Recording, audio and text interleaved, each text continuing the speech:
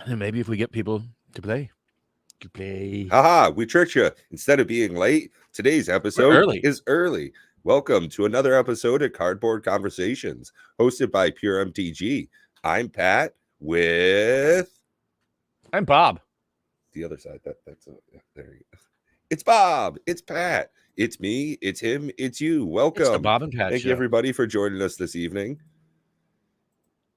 So we were chatting a bit about behind the scenes, just talking about Magic and its current state and how honestly I'm just not really invested into it right now. There's a whole lot of BS going on, and it's just a new chapter of the same story, with reprints just kind of dragging everything down and, really reducing the value of almost every set rather quickly. It's just cruddy place, and it's just kind of not worth covering at this point. I mean, yeah, I guess at this point, what's beginning to take over my time. I mean, besides playing, like I'm still playing. I'm still playing Commander Raids. We played it today. Got Yeah, our we team played picked today. in. Yeah. But it's more of an information gathering thing. Like there's so many people that talk so definitively out there in the Magic world about what's happening. Like I'm not even sure Watsy truly knows. Hey, Johnny. What's up, Stefan? I just don't know that there's a really easy way to track anything. In all honesty, they don't even post their print run numbers, which I was saying. I don't know where was I when I said that. That what I think. I that think we were just Flesh and chatting Blood's doing earlier. really right. Yeah. Was it on? Were we playing on Prime's channel? I think Prime's channel. Yeah. Talking about how I love the fact that Flesh and Blood post their print run numbers. So yeah, if what's his name? Steve White, is that the guy's name? Steve White.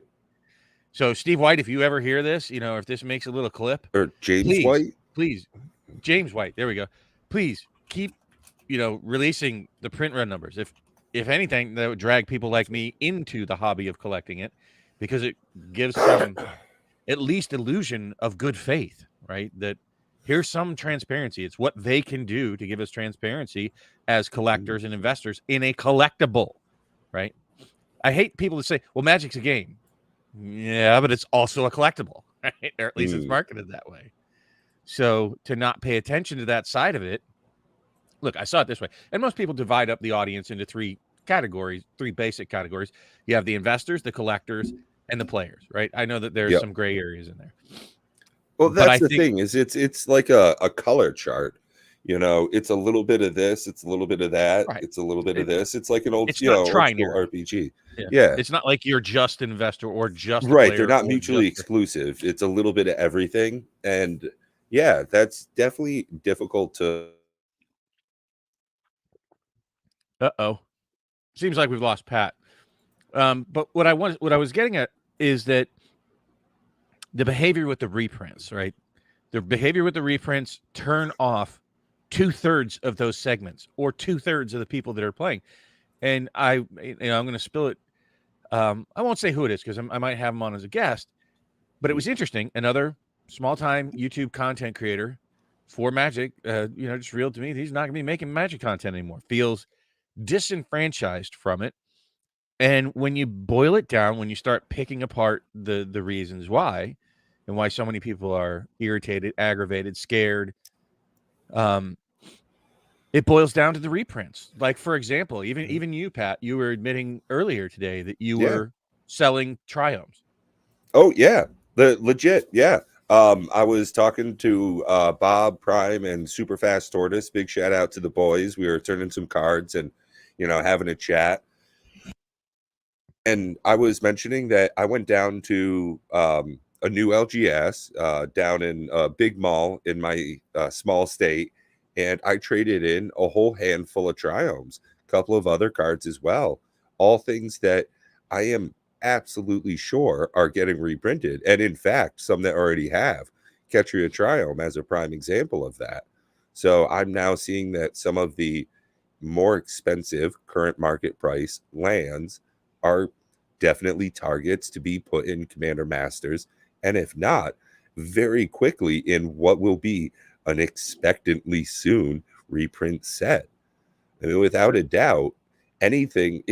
I think Ed put out a video recently. No card over $20, and that's definitely, you know, fetch lands were too expensive for a long time, and now they're too cheap, and they will be for a long time. And I Oh yeah. think that's what Triumphs are going to go through here in just a moment.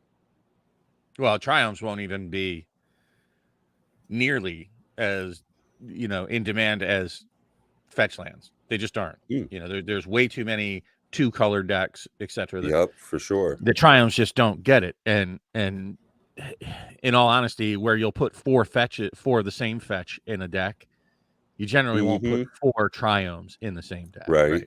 Yeah. It's not that, I mean, I don't want to say fetches are that much better than Triumphs. They're different purpose, you know, different tools. It's like saying a rake is so much, you know, better than a hoe. They do different things. I don't know, man. A hoe is worth a good bit. Yeah. A good hoe goes a long way. But to get, you know, I'm going down a rabbit hole here. The conversation was more about, because you didn't say why you were getting rid of the Triumphs, and then I you know, glued your feet to the floor, and I said, well, why are you getting rid of the Triumphs specifically? And when well, you just it's because pure and simple, because of the reprint, right?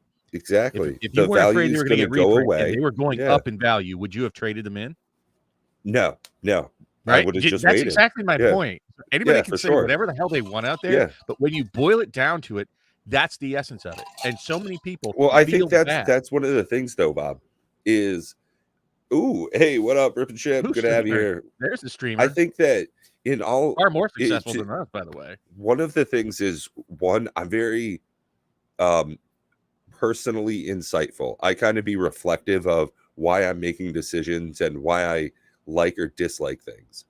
Now, I like that cards have value if I have those cards. If value as far as price, right? I want my collection to be valuable in that sense. And if I have those cards and I know that they're going to lose price value, well, I don't want to keep them around at that point.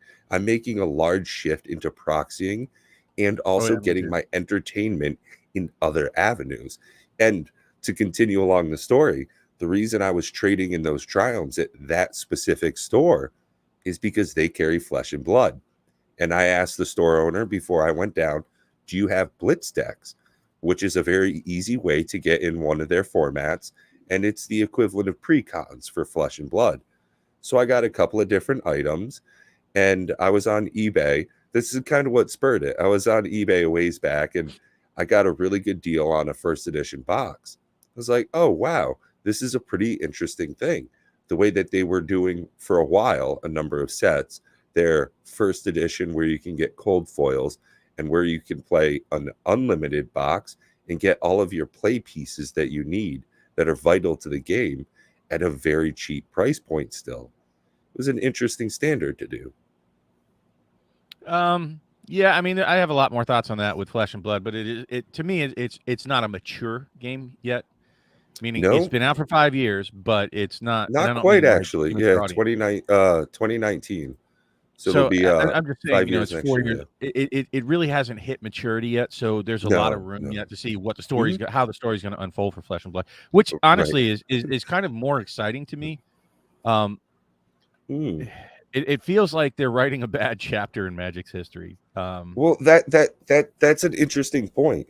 Is that as far as growth goes, for trading card games in general to grow, some stuff needs to die out in the market. Old ways of doing things that just don't keep up. And I think what Wizards is doing is making a lot of room for other TCGs to start doing much better than I don't think it's working too well for Magic itself, because that's what I mean. I don't feel that Magic is growing, right? And if it's growing, to me, it's not growing in a meaningful way for a paper card game. And if they want to try to jump ship into just a digital world, and that's where they want to, you know, set direction, I think that leads to a lot of bad things. But, you know, good luck if that's where you're going. At any rate, but like I was saying, I don't want to keep sounding like a broken record. It's more like I'm investigating at this point. I'm trying to hunt and get a sentiment, because there's no like definitive empirical polls that anybody can put out there to say why people are leaving or how many people are leaving or how many people are joining, how many people actually play Magic, buy, sell, collect. Nobody releases any real numbers, right? Rudy will actually, I think, without Right, even his meaning to, sales but stuff, yeah. it's kind of flimmy flam shim sham. You know, you got to take it with a grain of salt. The guy's trying to sell products, so he's like, yeah, I blew right through that pallet, and I've got 2 more. You know, okay, well, that's a dude that's got 2 more pallets who wants to sell. So you take things with a grain of salt. Oh, I like the way the banner is shaped now. So Lance from Rip and Ship Moonshot, honest question. Is Magic just not growing in your mind because revenue is up, but it is higher prices that led to higher revenue? I know First for off, me. I've been pouring through their quarterly report, and first off, when you say non-GAAP measures, and you're a finance guy, Lance, so, but they say they can't reconcile their non-GAAP measures with GAAP accounting principles, right? And non-GAAP means non-standard or non-generally accepted accounting principles. You can look into it. It's GAAP. And GAAP, GAAP, is generally accepted accounting principles. So when you say non-GAAP versus GAAP, and they can't reconcile the two, that means their creative financing that's not standard accounting principles can't match standard accounting principles. And I agree that, you know, it's a different kind of market. There are some empirical things that they can't account for. But I'm not going to bore everybody. I did it a little bit with Pat earlier about pouring through their financials, and there's a lot of hokey business in there. So saying revenue is up, what exactly does that mean? And what are they throwing into that bucket? Because they don't really share specifics, right? They want to paint a picture. They want to paint a picture in those quarterly earnings statements. They're not for you. They're not for me. They're not for players. They're for people that are looking to invest in Hasbro stock. So saying revenue is up, that's a sketchy deal. There are a lot of numbers that are down and painted in the wrong way, and some things they have to reveal. Like, for example, you know, their inventory is up. And if revenue is up, is it because they sold more and they sold it less? Because I can tell you this, based on their own numbers, if you look at the quarterly financials, and I pointed this out to Pat in a screenshot, that revenues are up, profits are down, right? That's not a good thing for a company. Their short-term debt is up, long-term's down. Usually long-term is cheaper to hold than short-term debt. Their cash flows are really minute comparatively. Yeah, You know, there are their very few finances are positive numbers. definitely very different. Yeah. Their goodwill assets are up, but their total assets are down. Goodwill is kind of very sketchy, non-tangible things, meaning they overbought or overpaid for something, for an IP or another company, and they hope to recover that over time. So, you know, none of these things have turned, and that's company-wide. That's not just Magic, but they all it's you know, it's all part of the same finances, right? Now, how well is Magic doing? Well, you'd have to ask people. And in all honesty, Right. they Well, have hit a series of banger sets. You know, when you start from Pro to Dominating Remastered to Phyrexia All Will Be One, and Mom's not terrible. It's not for me, but it's not a terrible set. But I think they're about to go into a slide. I think, honestly, as much as it pains me to say it, as much as I've been looking forward to Lord of the Rings, I think it's going to do a belly flop, and I think the Commander Masters is going to be even worse. I think it's going to tank so hard. Well, that leads into pretty much my exact opinion on this question here. Is, for me, why I think Magic is not growing is because of the higher prices and how it restricts the amount of buying power that people have in the game itself. And I don't just mean specifically in singles down at your LGS, but also the packs. The fun experience of being able to go to a draft night has gone up.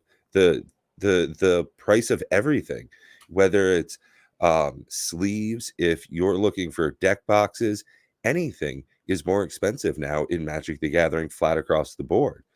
So I think just in general, it's more difficult to be a player as far as your entry level to get new players outside of Arena or precons that quickly get outpaced by power if they're attending in their LGS. It's hard to build a new pod too. Well, I mean, just for like a very, very recent example to highlight some of this, we recently, I don't know how many people caught the live stream when Pat and I and Prime were playing the March of the Machine pre-release kits. It was And super Pat fun. opened like potentially about one of the best cards he could possibly open. It was And so ridiculous. the first thing that came out of his mouth was not like, I'm "Oh my selling this God, shit. look at that! I got it." It was like, "Oh my Yeah. God, I can't wait to race down and unload this Yeah. before it loses all its value." Yeah, He like got I'm we gonna got go a to you Saturday you morning. got I'm getting rid of this. It was a and you did. promo version of Ellis Norn foil, and immediately the next day I was in my LGS getting rid of it for 50% of TCG, and it was like, well, that's just ridiculous. Why are just But gaming here's the the thing. system? And he was so Even happy to, because he out of a sold set, it. the joy should Yeah. be hitting those big bomb cards that you want to have in your collection. But instead of that, and you're not just all about, offloading cards, you would keep them. Yeah. You have real cards. Yeah. But your first thought when you opened it was, "Oh my God, I can't wait to get rid of this and make a few bucks back." Yeah. Right. And it was not because it wasn't a great card. It is a No, great card. I actually you're like, really "Oh like my that God, Ellis Norn. this is going to tank in the next few Week. weeks." And then Not when it even a gets few its weeks, next the next reprint, week. Yeah, the next 7 days. well, and You then know, what about the yeah. next 2-year outlook? Let's say 2-year outlook. Oh, yeah. See, that's just That's it. Because if it's yeah. that good, guess what? It's going to be in a list, and then it'll be in another set. That card's gonna be like Jack at the end of Titanic. Thing's gonna sink. It just is, and it doesn't matter if it's that card. Replace that card with any card. Yeah, right. Vorinclex. I was messing around on MTG stocks. I've been cleaning around my apartment. I've been doing this whole like drinking less thing, and I've come to realize drunk Pat makes messes. Sober Pat starts to like clean up the messes and stuff. So my apartment looks a lot nicer when I'm sober. And like when my friends come over, they're like, "Huh, it really is a reflection of your So anyways, I was looking around at some of the sealed magic product that I have and was checking out some of the prices on sealed box values in the cards that would be the hit cards if we were to do a draft, which is the whole reason why we keep sealed product for the most part, is to be able to have the fun of doing a draft years later with a product that we have fond memories of. So I was looking at Kaldheim. I was like, wait, why is Vorinclex $60? Oh, just because it hasn't gotten reprinted yet. Oh, 3.5 months. August. Yeah, when Commander Masters comes out. It is honestly one of the scariest things I can think of with what's going to happen to Magic in the next year, the next 6 months specifically, is Commander Masters going to come through. I think Wizards will see it as a huge success, and most Magic players will probably not see it that way. The average pack price.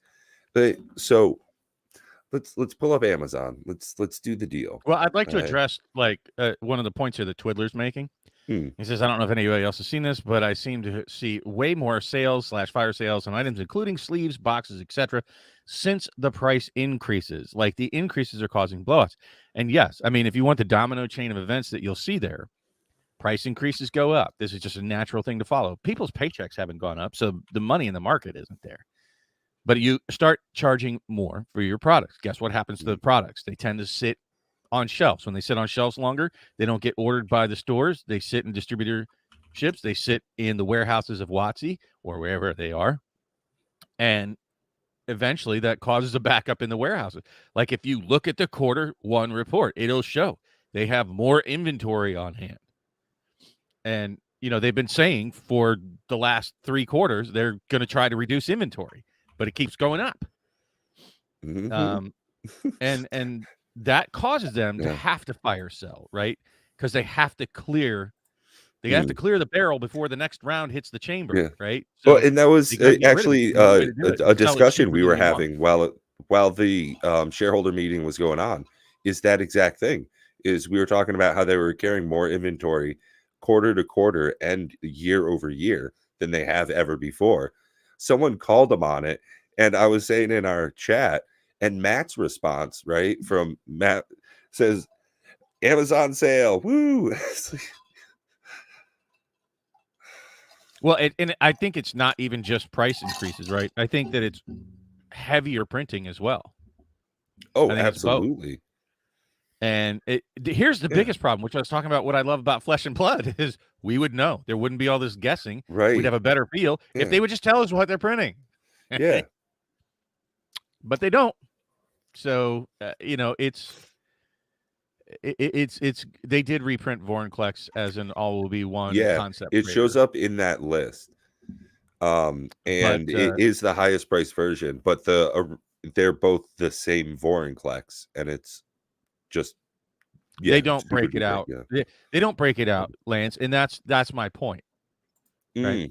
But here's the thing. Here's the thing with Magic inventory versus everything else. Their other products are not.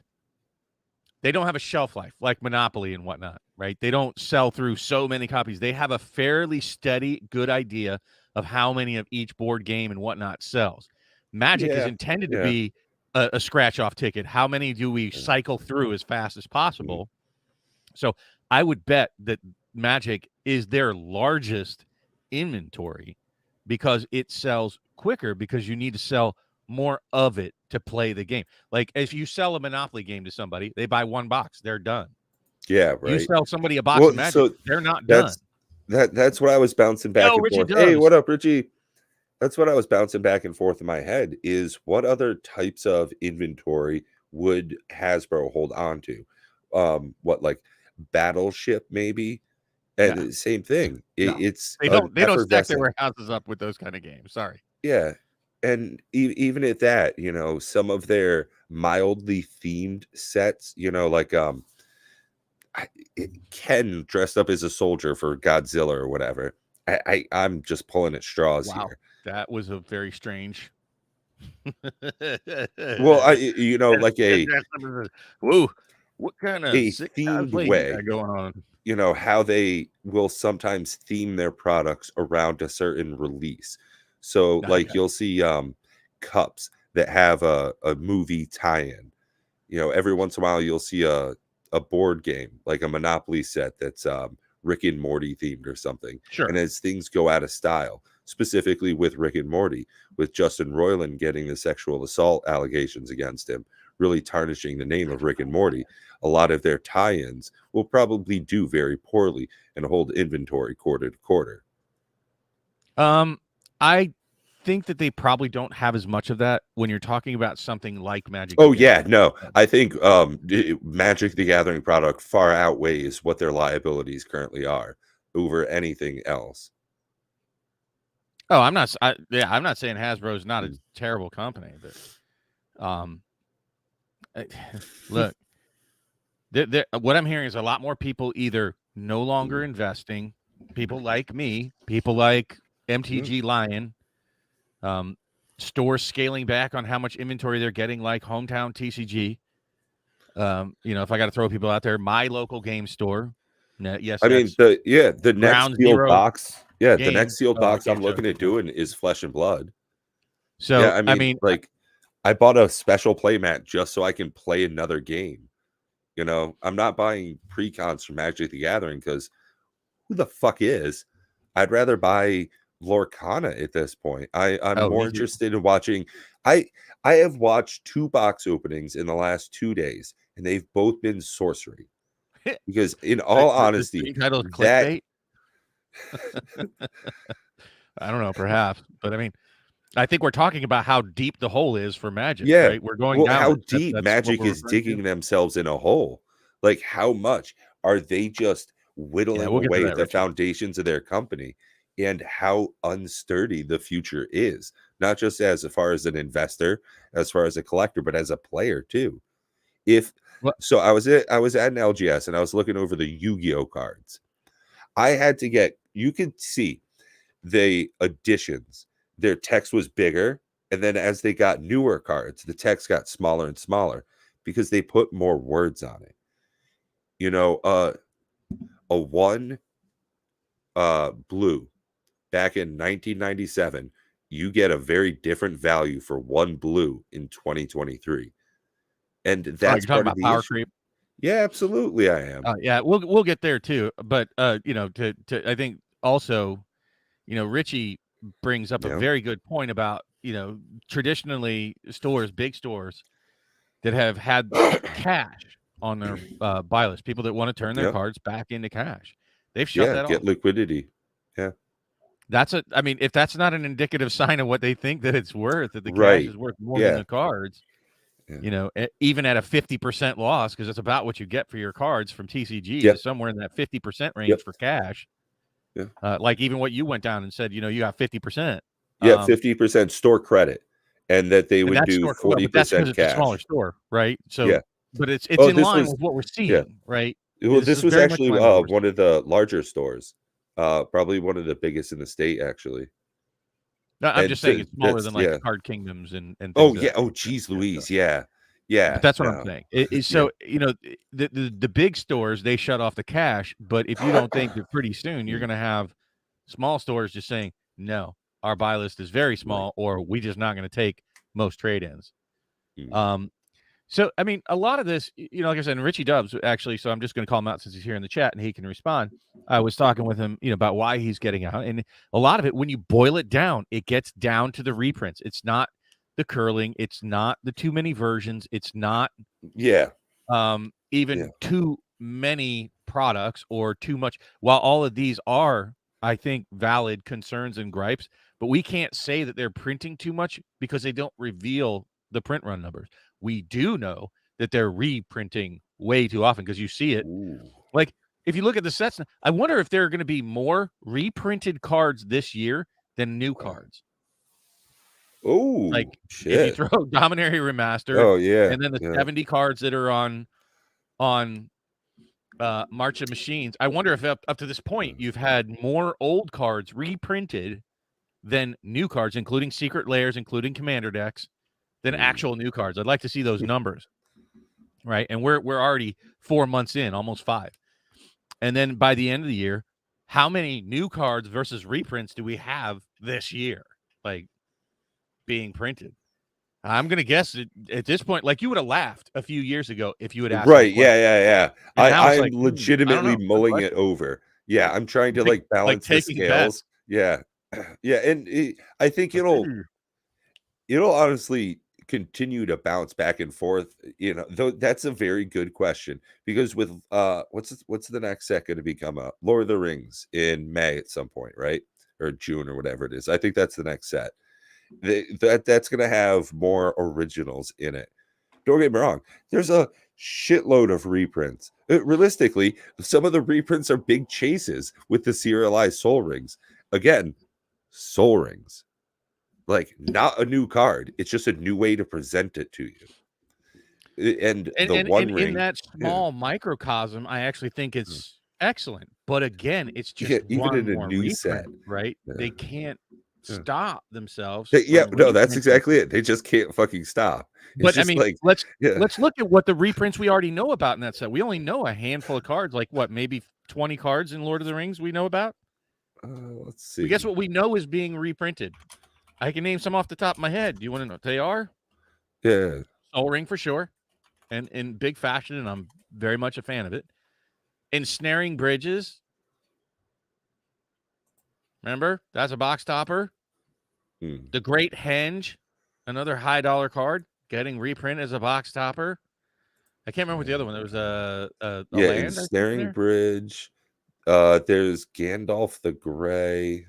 No. There's a no. I'm talking about Gandalf. reprints, like big reprints. I think there was 3 that they showed. One I think was a land. It doesn't matter. The point is they're targeting high dollar just to shove in everywhere they can, and those are just box toppers, right? Out of the blue, that they haven't really done stuff like that for the last couple sets. But let's throw some high dollar box toppers to sell these boxes. And it's like, God bless it. They just can't stay away from the reprint button. Rather than putting in a new card that's really good, they're just going to drain the value of the card that exists. It's like low hanging fruit. You know, I just, you know, I don't know what to say. It's just, it was the boots, right? It's some sort of Trailblazers boots. yeah. So again, I mean, that's not a real high dollar one, but I love it. I think it's a great one.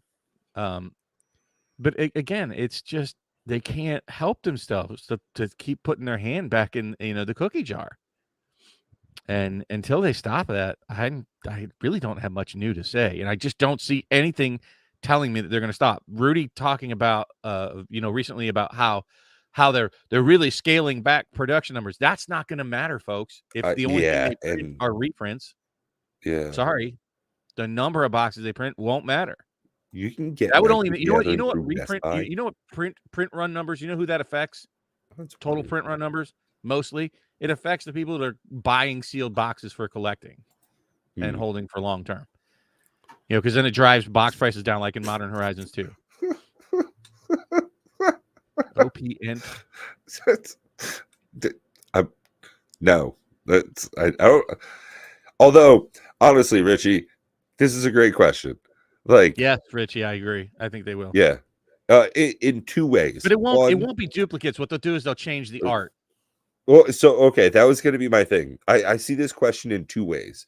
First of all, they'll probably serialize the same card again, like another Soul Ring that's serialized in a different way, and it's just instead of like elves and dwarves or something, they'll do another, I don't know, Warhammer 40K decks or whatever, something like that, and they'll do them in that sense. I also think that they will probably mess up in printing these at some point, so there might be two number twos or something. Yeah, like they just might screw up and print like 400, and then instead of printing 401 to 500, they just accidentally print 1 to like 100 again. Like they just might screw up that bad. Oh, and yeah, I mean, you just don't even know. Like, why did I get 1 of 100 Soul Rings? I'm the second person to pull a number 69. That's another problem. But I mean, and these are all valid problems. The quality control sucks. Absolutely. I think that they've completely killed the set collecting for the vast majority of people that collect card sets. Picking just a subset to say, "Oh, I'll collect the base set." Right? Cool, that's cool for you, but that's not the way most people collect sets of cards, right? Oh, absolutely. I think Superfast has a very good point here. Hasbro and Wizards of the Coast, to him, are trying to find a way to control what collectors' items are, so they know how to sell target product to which people and all people, failing at doing the correct solution. I think that there is absolutely artificial inflation on some of their products. Specifically, they made collectors just to be a more expensive way to get cards, and with what they're doing with the One Ring and serialized cards, specifically in where they're putting those, is all just to drive sales to be more expensive. Whales, as far as like product consumers, are fewer and more like scarce, but they so outweigh in their spending that it's just more worthwhile to entice them in. And I hate that's true, Coach. I hate that that's how they keep doing it, instead of the previous like inventions and invocations where it was just open the box. Hey, who knows? Maybe you'll get it. This is, you have to spend $20 to $25 to get a collector's pack and then roll the dice at it. Yeah, well, Coach brings up a very good point, and I mean, it strikes a chord with me personally because that's exactly how I've been doing it, and that is most set collectors are retreating to collecting the old sets or specific variants in a set, and I don't even care about the specific variants in a set personally, but as far as like set collecting for the set collector, I mean, I am a collector. I collect stamps, coins, guns, you name it. But the old sets, and the reason you go to the old sets is because of the variants, right? It's because it's impossible today to realistically, for the average person, collect sets. You'd have to be fabulously wealthy to try to collect sets, to collect a complete set. Because one of the things you hear attached with the word set collecting is complete set, right? And they've made that immensely difficult to even understand what that means in today's market. So that's 1/3 of the audience. I think that they've, if not completely eliminated, vastly reduced. I think with the idea and the words, you'll never find a bigger turnoff to an investor than to say, well, if the price goes up after we've released it, we haven't done our job, so we need to print more. And then we see that evidenced in Modern Horizons 2, which is probably the most successful set that they've released in the last 5 years. And If just not reprinted to since oblivion. Kaladesh. Yeah. And it's just way overprinted. You hear George from Kitchen Table talking about just how much he has of it, and I have a fair bit, and I know other people that have a fair bit, a few cases. It's just it's cheaper now than it was at release, and this is 2 years after release. That's ridiculous for such a banger set, and it really is. It's going to take decades to work through to flush that product. the amount of product that they printed. That is I mean, shit. If Wizards is holding that inventory year over year, not just quarter to quarter, but year to year, if they're holding bags like that, imagine how many LGSs and consumers are also holding that product for ages to come. Yeah. Absolutely. It's not that MH2 is a bad set. It has many so I think that's going to be one of the issues that we see 18 months down the road is the repercussions of that massive printing of that. So by printing so much MH2, so much of that product hit the market. People have opened it. All of the fetch lands and most of the elemental cycle are very available. Now, when they start getting to reprints and they say, what are we going to reprint? Oh, the fetch lands. Everybody loves those. Yeah, they're not worth anything anymore. So the fodder for reprints are going to keep going down if they keep making their regular products to market in huge quantities. They have to throttle back across the board. It's not just one thing that they're doing wrong. One of their mistakes is impacting another and just compounding on it. Yeah, well, and I think they're going to double down. I think that that's the absurd mentality that we're seeing. When this continues to happen, and it will, they're going to start tripping into areas that people like. What is the biggest taboo in all of Magic to people out there? Oh, it's just clearly the reserve list. Yeah. Okay. Without a question. So, yeah, right to it. Yeah. It just seems like if I'm lining up the dominoes in series of events in my analysis and my extrapolation, I don't see where they either don't start reprinting, like they just have to in the next 3 years, because everything else will just be obliterated in value in order to drive the excitement to sell things. And it's not the playability of cards that drive sales. Let me repeat that. Write this down on a fucking bumper sticker, folks. The playability of cards does not drive sales. The financial value of the cards and the potential financial value of cards is what drives sales, which is why I think Commander Masters is going to be just a shit show. I think it's going to be grab a bucket of popcorn and tell them to hold your beer. That's going to be an interesting one to watch. But, I don't see a future that doesn't involve eliminating the reserve list or dipping into it, just going for the, all right, well, hey, we're taking the dual lands because of public outcry for playability off of the reserve list. And they just start reprinting those. And then see how quickly most people don't give two shits about the reserve list. But if they don't do that, then they'll violate it in even worse ways, which we'll get into here. I guess it would be the next segment. So if they don't violate the reserve list, that's like the ultimate. They've already done the 1 of 1, right? The serialization. They can't really do much more than that. What sell cards that you redeem for one blowjob? I don't. I don't. Geez, yeah, right. What else do you do to entice people to buy it? Yeah. So you have the reserve list, right? Where so there is the whole redemption thing where it is redeemed for something, that you get a voucher, a coupon, some special phone number to call, and you get I don't know. I was listening to a recent dice removal from the professor and Vince from Pleasant Kenobi, and they were talking about some of this, and it's not like I want to go tour the Wizards plant like Willy Wonka. I don't want that kind of a thing.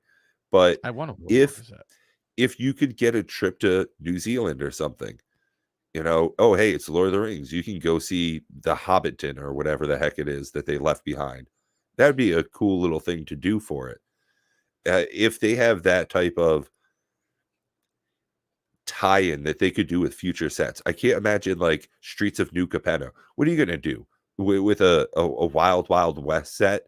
You fly somebody out to where John Wayne recorded some movies in the 70s. Yeah, like it could be redeemed for like a master set that's for a box. gold plated or Yeah. something.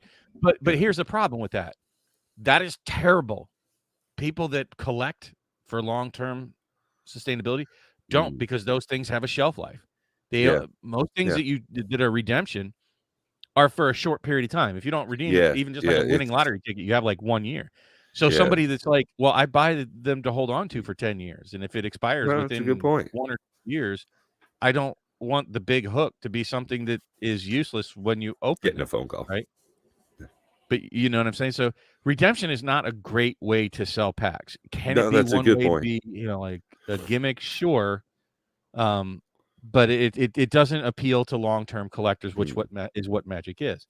So where I was going with this with the reserve list tie-in is that if they don't violate the reserve list, and people can suck it to think that printing better cards is violating the reserve list. There's no point where they ever said that. It's not in their reprint policy. They can 1000% print Moxen 0 casting cost artifact that taps for 2 different types of mana. Right. I heard someone talking about this, just making snow duels.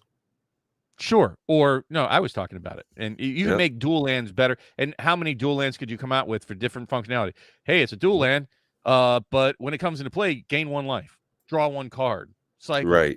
All these different things they could do with it to make them better as they progress down the road. But that trickles into what you're talking about with Yu-Gi-Oh! And that is that it becomes a game that's almost a joke because the power creep just makes it unplayable.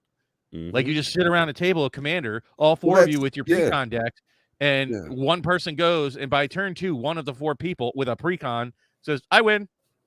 Like that's where it eventually goes. That's not even playing a game, right? It's just every card has the "I win," and you roll just to see who goes first, and whoever goes first, you say, "You win." Like flip a coin. Whoever wins the coin flip wins the game. Yeah. So it's that's where power creep ultimately leads. You can't put a genie back in the bottle once you've uncorked it, which they've already done with deflating the value of all these cards that they've reprinted, and they're going to continue doing it. Well, I guess that would probably be they don't know how to fix it. That's probably the smartest way for them to screw their reserves over, is to go through and make strict better upgrades to them. Snow duels. They go through and they scavenge out everything they can that is a wanted card off of the reserve list, and they ilk a new version out of it, and then in like 4 years just go and actually reprint the reserve list and just crush all that value. About like the bigger, badder Black Lotus that you don't have to sacrifice it to gain the mana. Yeah. Black Lotus suddenly won't be the best card in Magic anymore. Yeah. So again, Blacker Lotus. Hey, what up, Dual Brain? Yo. So I think that they need to innovate the game, and I think the directions that they could do it. And I'm just going to toot our horn. I think it is a better way to go. And if they put the full might of Magic, the Gathering and their resource teams behind it, something like Commander Raids, a broader format using many of the old cards. They can do things, and there's no reason that they can't have a lot of different formats. And I think I am actually in favor of making as many different formats as you can to cycle cards out to control power creep. Right? I think that's the way to do it. But they're just like you said, it's like they're tripping over their dicks. Like they don't know what to do to fix their mistakes. So instead of fixing a mistake, who was it that said it? So instead of fixing the mistake, they just trip into the next one. Right? They send the Pinkertons like, oh, hey, let's fix this mistake by making us look like thugs and goons. Like, how is that a thing? How about you entice them and say, hey, we'll give you a master case of March of the Machines to give us back the product you're not supposed to have. Yeah. Yeah. What does it cost WotC? Nothing. They don't even know if he's going to get stuff. Instead, they send fucking thugs to go retrieve it. I would have told him to go piss up a rope. Get out of my house. And if you ever go, what are you going to shoot me in my house? Are you really? Yeah, right. I would have my phone with me at the time when I answer the damn door. I wouldn't Yeah. answer the door. I don't normally answer the door for people I don't know. What are they going to break Yeah. in my door? I tell them return with the fucking warrant. Yeah. You Yeah. know, I know Right. he said it was a positive thing, but they questioned his 80-year-old neighbors about his whereabouts. They made his wife cry. Does not sound like a real pleasant exchange to me Right. for something that Watsy fucked up. You know, and what is it? You can't punish people in a court for them getting their hands on something they didn't steal too early Right. because Yeah. you have bad Yeah. quality control. Get bent. That just irritated the shit out of me. Like, Yeah. come on, Watsy. Like, it's cardboard, for fuck's sake. And they can't even get that right. But that's, you know, like you said, they compound their mistakes. And I don't know. I think it's going to be a very interesting shit show to watch for a while. I agree with you, Ed. And like, so what's the solution? I think that's where we should really be focusing, because I think we all know what the Geez, shit show. yeah. I think we all have to admit that eventually. Oh this is yeah. gonna Let come us know to what you think the solution is. Like if you've like, 'cause got I keep something, trying to wrap my head around it, and put it down short of below. firing everybody that's there, coming out with transparency and revealing the print run numbers for everything they've printed to date, a policy that is, you can't make an ironclad policy because they get no consideration for it, but printing a public reprint policy again, I don't know. Like, they've already made the reserve list. That was a sort of pseudo thing, and then they got around it. They freaking, the reprint policies they violate anyways. They violated the reserve list several times. So, I mean, what promise can they make to reestablish trust with the people? I don't know. What if I don't know personally what they can do to reestablish trust with me. Like you said, I'm looking more forward to Lorcana because at least they haven't fucked up yet. They might, but they haven't. I think Flesh and Blood is doing many things right. I don't even play the game, but I like the way that they're approaching it from a collectible side. They're transparent with their numbers. They make adjustments based off of what the audience is doing. The Magic will fix everything. I don't know. I think that they point to numbers. They do shimmy, shammy, flim, flam on their quarterly releases. Yeah. Doesn't look good to me. And you know what they say? You know, if it, you know, walks like a duck and talks like a duck, it's usually a duck. Yeah. Yeah. So that's where I am with Magic. I hope to God, like, I could share the pictures that I took. I don't want to, of the sealed collection that I'm sitting on, of the 100,000+ cards I have upstairs. Trust me, I'm not somebody that's cheering for Watsy to fail. Not by any stretch. Right. That's the thing is, I am really into Magic the Gathering, and I would like it to do well. I want it to continue prospering. So I am definitely invested into them doing better. Like, and I I'm want invested them in the to community. do better. Yeah. That's what I learned from Vegas, right? That, wow, yeah, it really is more about the gathering and the people than the card itself, right? If I don't have cards to show, if I don't have people to show my cards off to, like, I have a whole group of friends that could give two fucks about my Magic the Gathering collection. They don't care. They don't care how expensive a card is. So it's the community. And if you drive away the community, Watsy, you're breaking my game because you're breaking the community. I like having people that I show a card and they go, ooh, that's a great card. I'm jealous. Yeah, it's still buying the old stuff, huh? Not me. Because most of my binder that I track for the last 3 years is old stuff, and it's down 40%. Well, so that's one of the things, though, Lance, is that's why we're broadcasting more Commander Raids games and just trying to be positive, because there's definitely still joy to be had in Magic the Gathering.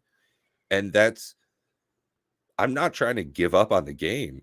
I feel though the game is giving up on us. That the company that's making it isn't doing things that are best for the long-term health of the game, whether it be the investing in the collecting side of it, but most specifically for the player side of it. Yeah, well, yeah. And hey, have a good one, Richie. Keep a tight community. And Lance, I'm not just echo chambering the bad juju that's out there. I'm talking about the empirical stuff that I can see, and the reprints and prices. That's not just YouTube. That's empirical shit. You can go look out at, you know, charts and tracking and whatnot for cards in aggregate. And it's like, oof.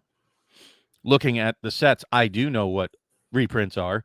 And like I said, I would be very curious to know if there are more new cards printed by WotC in 2023 than reprints. Because I wouldn't take that bet. I don't know myself, but I bet you it's got to be fucking close. And that's going to count all things. The reprints in the commander decks, the secret lairs, the list cards, the extra set from that's an Marching interesting Machine, Dominaria Remastered. You know, I think it's going to be close. Interesting. I like that concept. Wizards of the Coast needs to find a way to garner collectors wisely. Incentivize the collectors who buy like a case or 3. A rare card for buying that amount, like box toppers, but a case topper. The problem is that they're just going to reprint it. That's their policy. Is if anything has any value and they're allowed to reprint it, they are. And I'm going to tell you right now, like a super Mana Crypt secret is lair. definitely hot. I mean, you can tell cards that are hot to get reprinted. Oh yeah, Mana Crypt is on fire. Like that Joker is that and Doubling Season. Mm-hmm. Them 2 cards are woo-wee. I'll be surprised if they're not reprinted by the end of this year. Well, in that they have to put good stuff. How many times can they keep going to Mana Crypt though before it finally saturates? Let me ask you this: how many a couple decks more? Do you personally put, how many decks do you proxy Mana Crypt in? Nah, I don't even. Okay, so how hot can the card really be to maintain a $200 price point in a card? Like the thing is, in the last 2 years, but realistically, I think Sol Ring's better. It's more consistent, at least. It's like you don't take damage; it won't kill you. Yeah, I'm just not. Yeah, it's the rarity of it that makes it a pricey card, and I think that that's going to wear off the more that it gets printed. If that's the bait to get someone to buy a fucking $350 draft box that has 24 packs in it of Commander Masters, you got to be fucking high, or you have to be just absolutely drunk on the idea of gambling. It's current prices on Amazon pre-tax. It would be $14.58 a draft pack. It's $19.16 per set pack before taxes and shipping. That is ridiculous. It's just untenable if the buy-in and your payoff is that, oh, hey, I'm going to get a card that's pricey and worthwhile. Otherwise, why are you spending that much money on cards if you just want them to be like Commander play Masters pieces? Is going to just fucking ridiculous. I think it's going to be terrible. I think it's going to be. I'm not touching that one with the 10-foot pole. I even canceled my pre-con deck order. I'm dipping out on that one. That's the only thing I still have on pre-order currently for Commander Masters is the Commander decks, and I am honestly expecting to cancel all of them. I might keep a single sliver deck just as being that guy, but I honestly don't expect to keep any of those pre-orders. The only thing I'm looking forward to buying for any Magic product this year, for the entirety of the rest of the year, is an incorrectly priced box, a case of the gift bundles on Amazon. I just don't care. Like, I don't want to go through the ass pain of buying even. Like, we got the Commander Masters collector. It was Lord of the Rings. Lord of the Rings, The gift boxes for 40. Bundles, What we get them for? 42 each? 48 and 50 cents or something like that. Under $50. Okay. Yeah. At any rate, they were, relatively underpriced. They're probably going to be a good $70 until the One Ring gets hit. Yeah. I don't care. I mean, for $22 and then minus shipping, taxes, all that crap, $15 per bundle that I have to go down to the post office. So, like, I just $150 net profit over the whole thing isn't bad, but like the once in a year kind of mispricing, it's not what I'm looking to Magic for. That doesn't excite me. And it's like, I'd rather just save $150 on not buying something than having to do all that work to get $150 out of a product. I'd be more interested in, learning a new game, getting a different thing going on. And that was actually one of the prerequisites with me joining up on Pure MTG, is that it's not purely MTG, that we're going to be doing other stuff. So I'm interested. I'm spending more of my time, instead of making commander decks right now, I'm thinking about the character development I want for my D&D that we're doing on Wednesdays. Like, I'm learning Flesh and Blood. I'm going to do some pack openings of that on the channel. Like, I'm more interested in learning how to play Lorcana than the meta of the new Lord of the Rings standard set. Like, I uninstalled Arena Yeah. from all my computers this week. I'm just like, I'm done with it.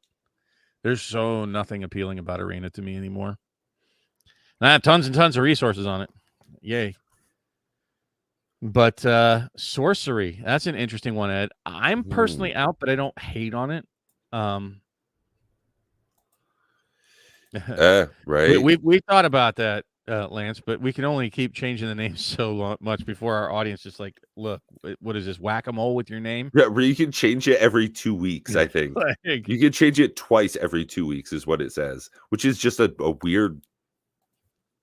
Why is that the number? and don't get us wrong, we don't hate Magic. We don't hate the community of Magic. No, We hate the I was playing. stewardship Yeah, we were playing of Magic today. I would very much so say that we do not hate Magic. Yeah, I mean, it's the stewardship, the current stewardship. You know, I've been with Magic for 30 years almost, and I've enjoyed my ride and what they've done with it. I've had no complaints up until now. And realistically, it didn't even truly set in until the fireside chat for me. That's when it really just kind of congealed finally in my brain, and I wrapped my head around all of it, and hearing it from, directly from the horse's mouth, their intent and their mantra of what they're doing directly from the head leadership of WotC. Even after I talked to a bunch of leadership at WotC in Vegas, I didn't get the feeling from the people in Vegas that I talked to, and that's up to and including Mark Rosewater, Aaron Forsyth, Elaine Chase, some pretty big names. Gavin Verhey. Got to talk to all of them. I did not get this sense from any of them that they didn't care about the product. I got a clear feeling that Chris Cox and Cynthia Williams couldn't give two fucks about Magic or the health of it. They just care about profits. So, Sorcery, I mean, gambling on a new game. I have a lot of dead games sitting on my shelf. Some of them I have sealed. I have sealed Middle-earth collectible card game, if you've never heard of that one. I have World of Warcraft tradable card game. I have probably 4 or 5 different versions of Star Wars and other Lord of the Rings card games that have tried to come along in the last 30 years. Star Wars Destiny, I have boxes upon boxes of sealed. And I really like the game. So, the graveyard of tradable card games is pretty full compared to even active ones. So, I am a bit hesitant on new things. I did get the Kickstarter exclusive that you sold, and more to be just a supporter of you, Ed. Cool. For the Cryptic, not for Sorcery. Sorcery, I don't know much about, in all honesty. Games like that, and our partner Matt, it was very excited about the MetaZoo, and that's probably a bit more stable than Sorcery. I know a lot of people are raving about the art in Sorcery, and that's wonderful. Yeah, and even if it's a good game and the art's good, there's so much more to a good trading card game in today's market than just being a good playable game and having great art. Stewardship is far more important.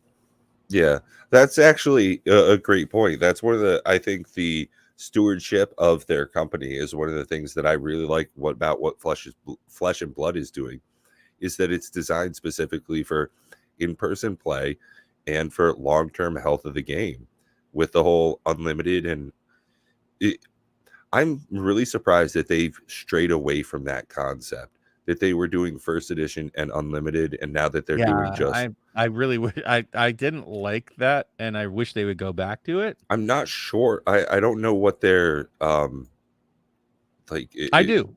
They said it. They admit it. It's actually on their webpage. If you read it, there's a lot of information that James White put out about there, which I love. I love his transparency. WotC, listen, be transparent. I love it. Good God, this ain't like this ain't just like Monopoly and your other board games. This is a collectible card game, right? And we would like some transparency because it matters to us. And James White said something to the fact that because of like the shenanigans that happened with Monarch, and the outcry was that players didn't have access because the investors were gobbling up all available supply. So instead, their solution of like releasing unlimited and first edition at the same time is to only have one edition. Oh, right, and to increase print runs. And I don't think that's a great move for collectability. So it's, I don't know, Ed. I think that's a little rosy lenses. I went looking at the Cryptic Genesis boxes, first edition, sold on eBay not too long ago, and they were well below $300. At any rate, the concept that you want to make it widely available and collectible at the same time, those two things are at odds with each other. All right, people don't collect, I mean, at least normal people don't collect everyday objects like twist ties off of your bread bag, like as a collectible, and show off their collections and keep them in special places. They don't collect, old shoelaces as a prized possession. They don't collect milk bottle tops as a prized collection. They might collect them for some other weird reason or a fetish, but it's a collectible by nature is supposed to have some sort of value recognized by most people, not just the person collecting it.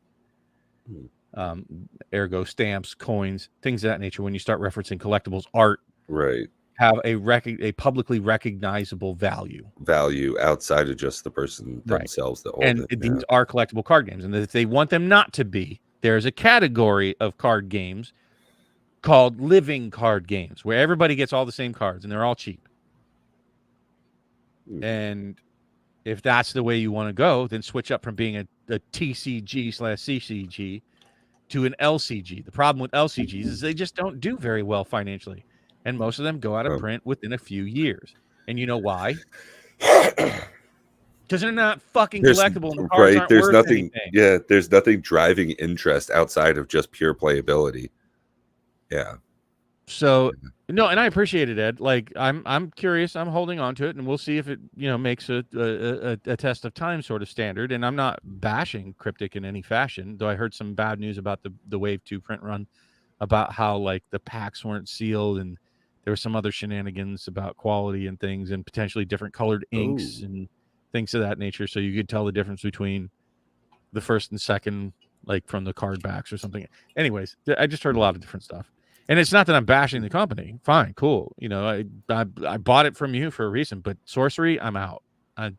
Too many. I don't want to spread myself too thin with questionable things. Lorcana, I'm willing to take a shot at because of, that's the a branding. pretty big, yeah. Like guarantee coming into the market. That's a pretty solid. I was actually just watching something earlier. I'm not sure exactly where they had gotten their source. He was at the Illumineers. Seemed to be one of the leading YouTube channels. Yeah. Okay. Illumineers seems to be one of the leading YouTube channels covering news about Lorcana, and they were recently at a game developer conference of some sort, and there were representatives from Lorcana there doing some workshops and showing off product to investors, and it seems as though there is a lot of backing at this point, that a lot of people really want to carry the product. I think that they were saying that Disney itself is going to be hosting a storefront online to be able to buy Lorcana when it is released. So I think we'll there will be an e-store. Yeah. That story has yet to be written. You know what I mean? And I think that that's the hopefulness of why, I have a lot more faith in Lorcana. Additionally, I just like the fact that it's not a Kickstarter, right? They don't have to get funding themselves to try to get it off the ground. They're an established game making company, Ravensburg. They have some sort of cooperative partnership to whatever level that is with Disney, which is a pretty big how do we put it? Marketing / selling / entertainment / company, right? They know how A to sell gigantic things. worldwide conglomerate. Yeah. I A mean, they have massive multinational, marketing multi-billion dollar departments. corporation. Yeah. They have so many more tools at their disposal if they want to. If they want to assist Ravensburger and market it by even just a 10-second advertisement before each Disney show or a number of Disney shows or Yeah, they have at their own the channel. park. Yeah. Like, how many eyeballs will they get on it if they just put up a, hey, go buy Lorcana packs at the store, if they just post that shit at every gate at a Yeah. Disney amusement park? Do you know how many millions of eyes are going to see it that people have never even heard of it? And then they go ahead and they partner with millions. McDonald's, and in every Happy Meal, you can get a 3 or 4 card booster like Pokemon did. It's just, the possibilities are just like, I'm sorry, but Cryptic and Sorcery just don't even have that.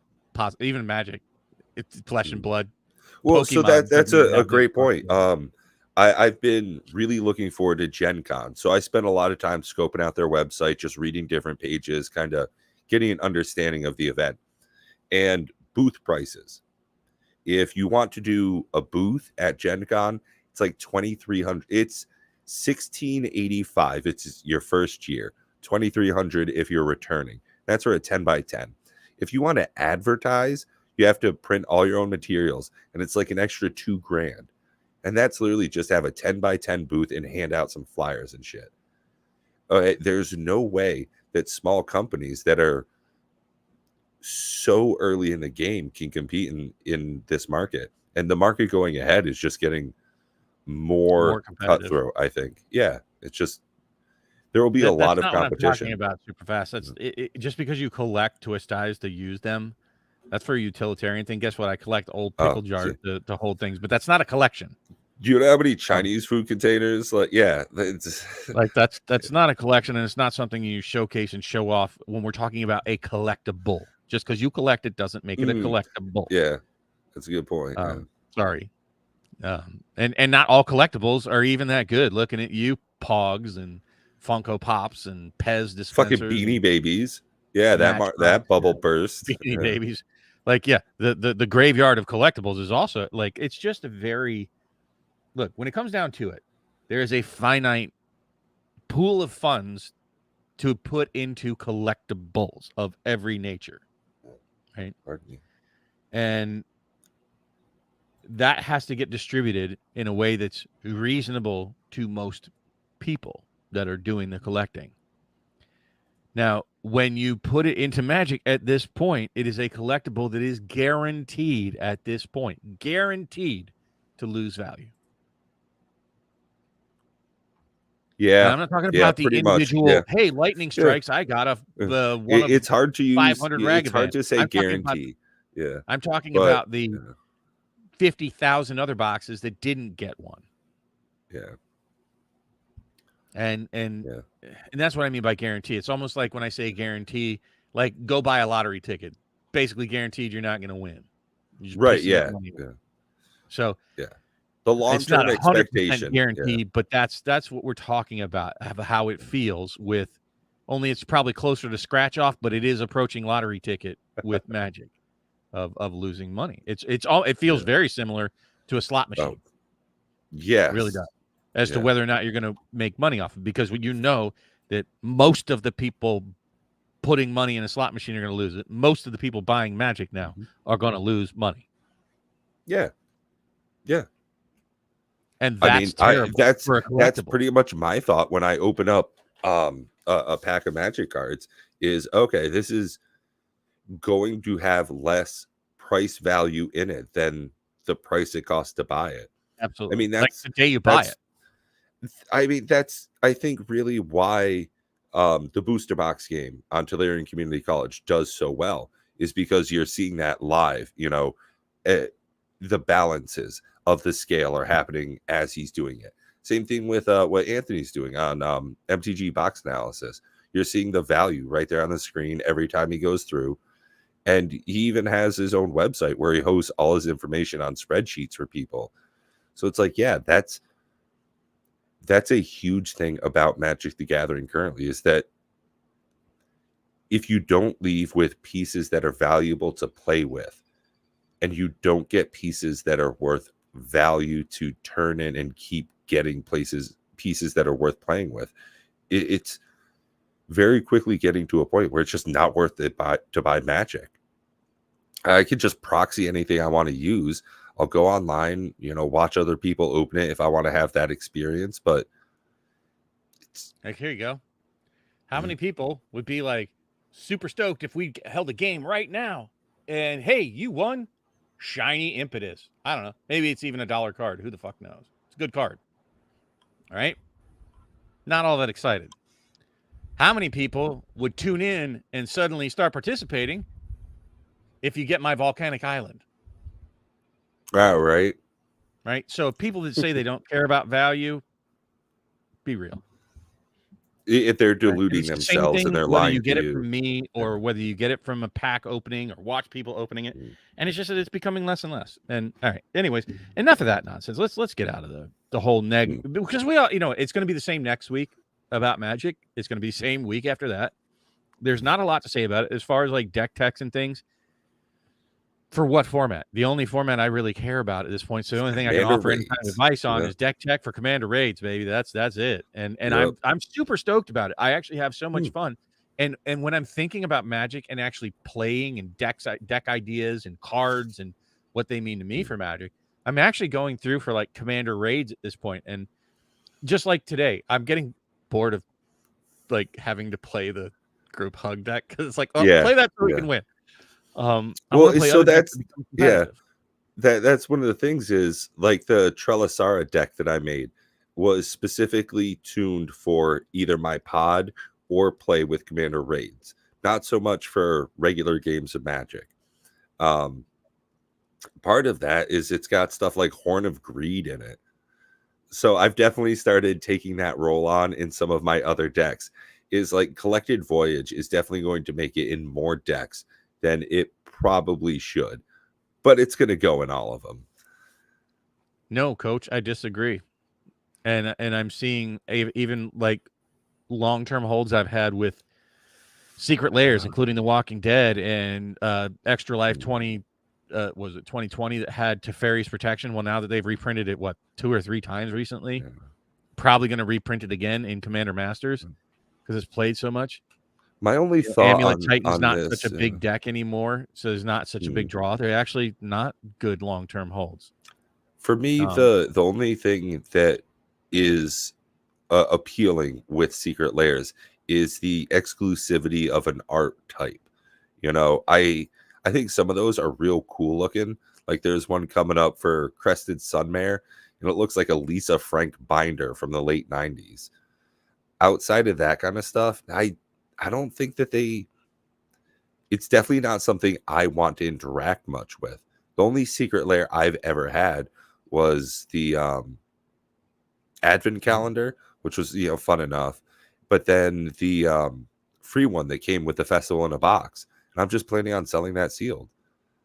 Benson, all I can say to that is I believe that the Guardians have the second lowest payroll in MLB. So cool. You beat up on the kindergartner. They pretty much hold their value. I don't usually see but they hold their value until they get reprinted, right? That's the key. Right? Is that I'm telling you that Atraxa is going to lose its value with all these reprintings, especially now and when it gets reprinted. I just mean the sealed product Teferi's itself. Protection. Yeah. So I disagree. I think that they actually tend to even lose more value more rapidly when the key cards in them get reprinted, and they are reprinting those. It really, without a question, that's narrow your audience immensely when you're depending on it being just a specific art, especially when it's subjective.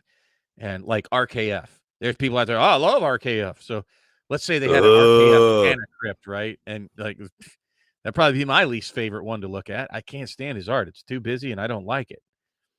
But you start restricting your audience when you're relying on just that specific art. So the reprints are killing it. They're crushing the value of things. And if you don't think so, keep track on the Dragon. Let's see when that thing gets reprinted. I'd like to know We should track that now. We should bookmark that. Let's go ahead and take a look right now on What? let's take a look at what the Dragon from the Secret Lair is worth right now on TCG. What do we got? Can we flash that up on the screen? Yeah. So we can get a timestamp on it. And then I want to revisit that. The Dragon Secret Lair price in we'll call it Christmas time, right? 6 months after Commander Masters is out.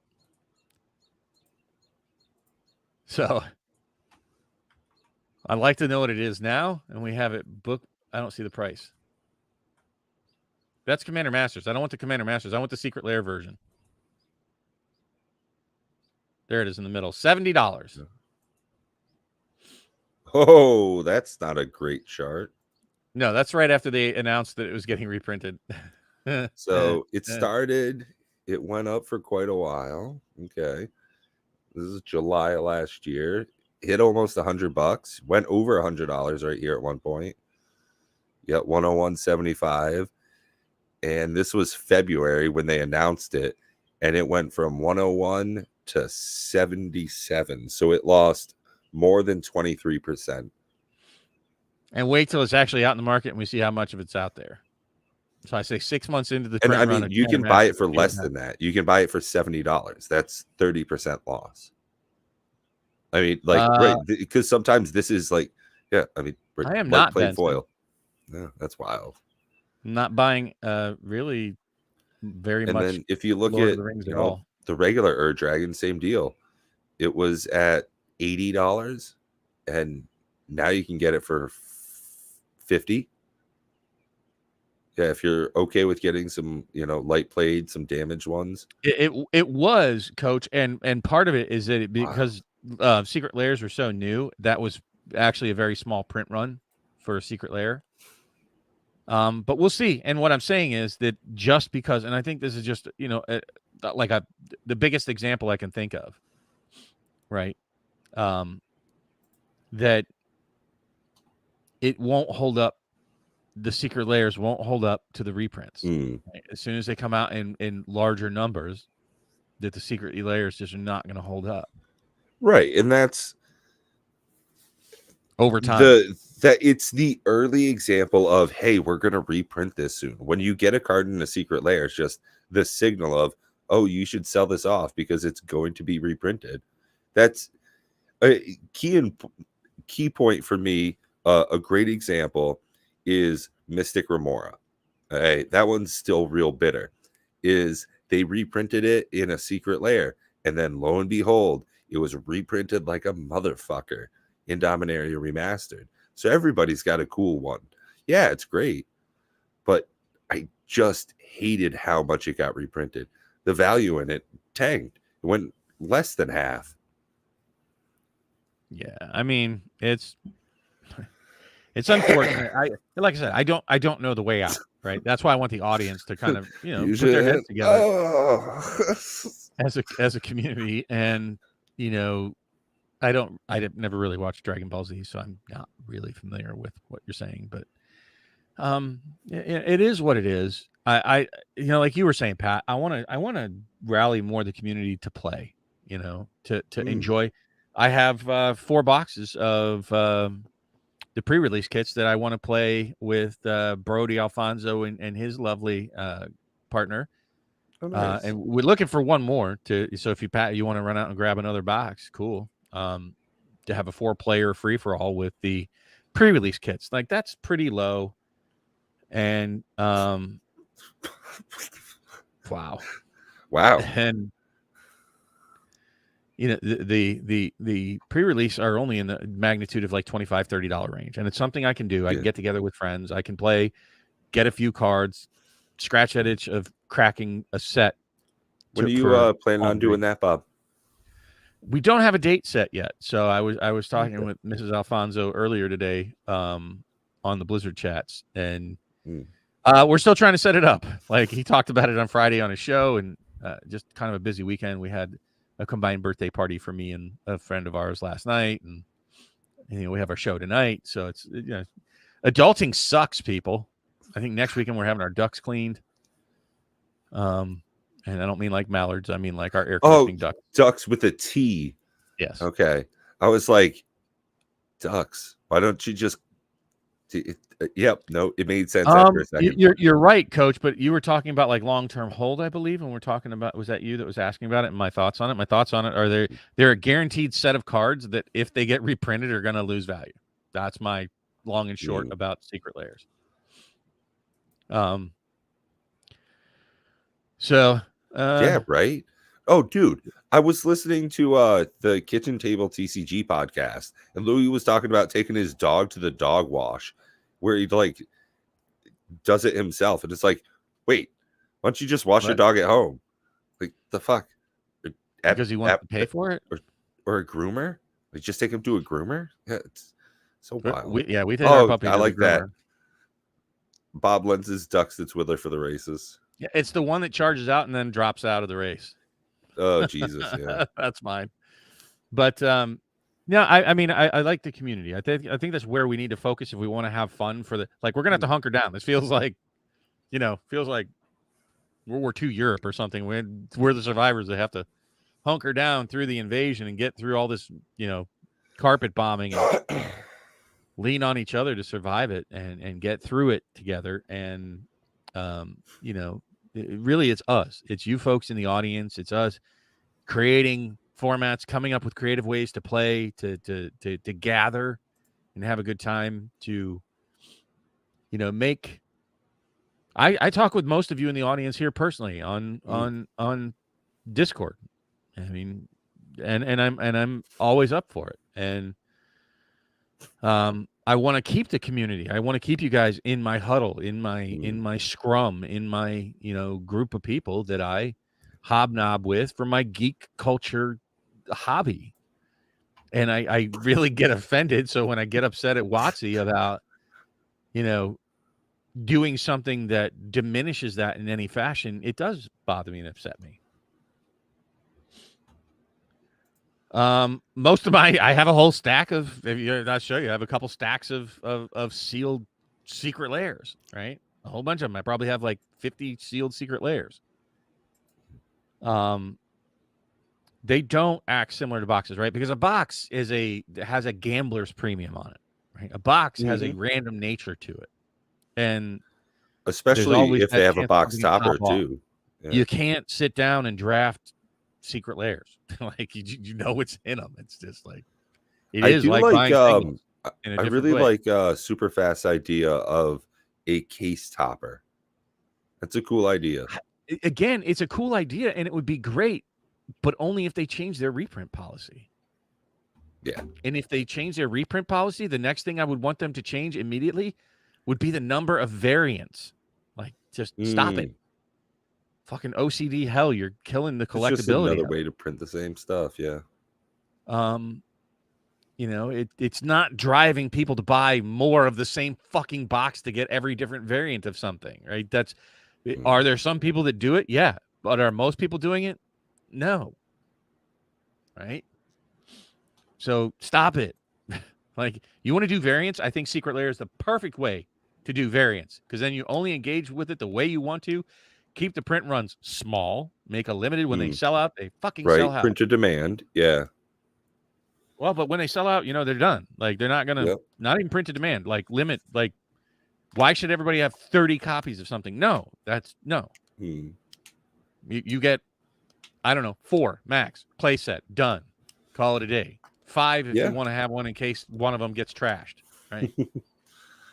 So, I think that they should place a much more restrictive limit on them. And then, make them only available for a short period of time, and then they never print them again and have those special arts. Fine. That if you want your variants, that's the way to go about it.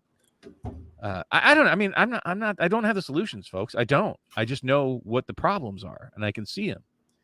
And just because I can see a problem doesn't mean it's not valid and doesn't mean it's not there.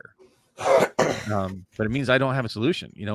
What's a solution to a shattered piece of glass? What's it like a shattered wine glass? Well, there's no real good one. Yeah, I don't know how all the King's men put Humpty Dumpty back together again. There's no solution to like some random drive-by shooting that kills somebody's 8-year-old. You know, there's no solution to some things in life that get fucked up. So there may not be a solution for this. Not a good one, anyways. They can probably make things better. And I hope that they do. I think time, if they stop doing the first thing to do when a bad thing's happening is stop doing the bad thing, right? That's duh.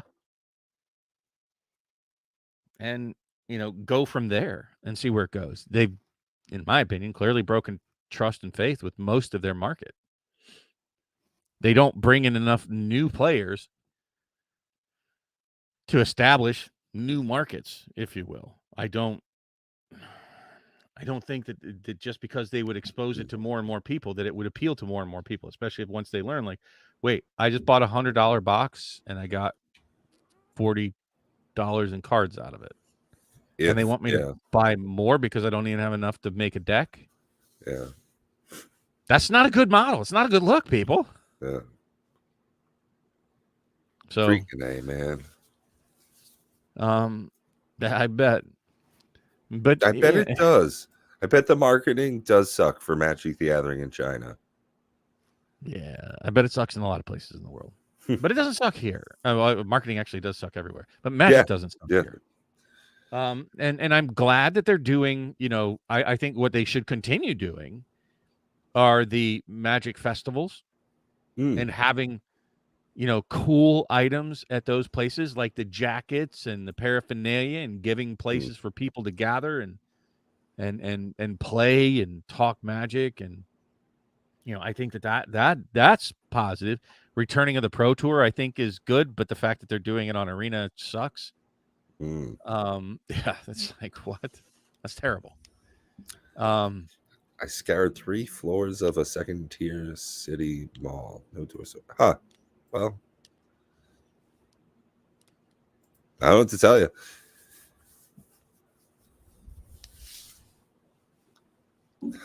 Yeah, I'm not. I don't play Arena anymore. I can't think of even the last time I did play. It was probably months ago. I actually installed it on my computer like 3 weeks ago after not having played it forever and didn't even play a game. I literally just you know what? We keep saying play a game, and all it's making me want to do is play a game. Is play Commander Raids. Yeah, I do. I'm itching. Like, it's that time. We've already gone past our time to kick off Commander Raids, and I know we already played today, but I'm down if we can get at least one more person. So we're looking for one volunteer. If Pat's willing to donate more of his time to play Commander Raids with me, I could make it work. But we need to make one of you work out there. Right. I don't want to keep bashing Magic because I don't think it bodes well or helps the community that much. Y'all are aware. Y'all are aware of my take on it. Don't buy Magic right now. I think it's a bad idea. Period. Like, if you need it for a tournament, cool, go do it. Otherwise, proxy them. If you're doing it hoping to get money, I would love to have Twiddler play. I just can't ever get the dude to come on. I don't care. Grab a pre-con. I know you got to have a pre-con, Twiddler. All right. Well, we got super fast. I poked him in Discord earlier. See if he wanted. I think everybody should peer pressure Twiddler into grabbing a fucking deck. I'll shoot you and setting up and playing. It's fine. It's okay to suck. I'll make you better with my hug deck. I will hug you, Twiddler. See, there he is. There it is. The cop out. I got it, Twiddler. I got you, buddy. No, but we can set up, and then we have one more spot. Benson, you're also welcome. I know you played with us. Ed's another one. The dual brain fashion of Ed. Both Eds. We should have Ed and Ed play with us one day. And it doesn't matter. That would be fun. Whether you suck or not. That's what's great about Commander Raids. Is it the group? Because guess what? Even though I'm a pretty decent player, there are some games I royally suck because, like, I kept a 2-land hand and never drew another one. Right? There are just games I sat there with my thumb on the team picked me up. Right? So let's do this. I want to do this. I want to do it. I'm down. You keep saying that. You've been saying that for like 3 months, Twiddler. That's what she said. All right. So you get to watch like all kinds of prettiness here. I just turn off my camera when I do this. I want people to see, like, woo, the Bob cave. Like, this is the cave here. He's like, it's my dick. I'm like Rudy. And my Oh, where is it? Yeah, my Black Lotus and my Nicol Bolas I get to hang on the wall when I actually have a wall. I have no wall. There it is. So that's the Bob Studio, the Bob belly hanging over. Look at that. Look at that. Hanging right over the playmat. Woo! That's a belly, folks. Gave some shade to my playmat. Don't worry, Bob. I'm pretty fat too. What's that? Don't worry, Bob. I'm fat too. I'm not worried. I mean, I'm worried I'll die young, but Right. well, but I'm not young, so I don't know. I can't even worry about that now. All right, so we have to. What I'm going to do now, and you can all listen to me, listen to the sound of my voice as I adjust my OBS. I'm clicking on filters, and I have to get rid of my cropping and my chroma key. And there we go. So now you can see green dice on my play area. ASMR, Bob. Oh man, it's not even centered. What's up with that, folks? Wow, failing to fail. Hoo-wee. Bob Belly. That's right. Look out when I'm at the pool, folks. Water gonna run dry. You know, I had a lot of just fun. gonna grab some paper. I agree, Coach. Back in just a moment. I feel like I'm triggering Coach more nowadays than he triggers me.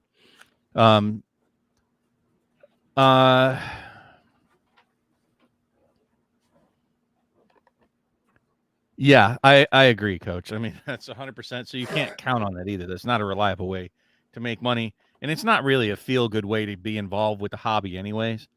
To hope that they're going to misprice something, because you know probably somebody got their ass reamed for mispricing things, or fired, or moved to a different position, or it can't bode well for them when a big company like that loses money, and that's how they're going to view that. So.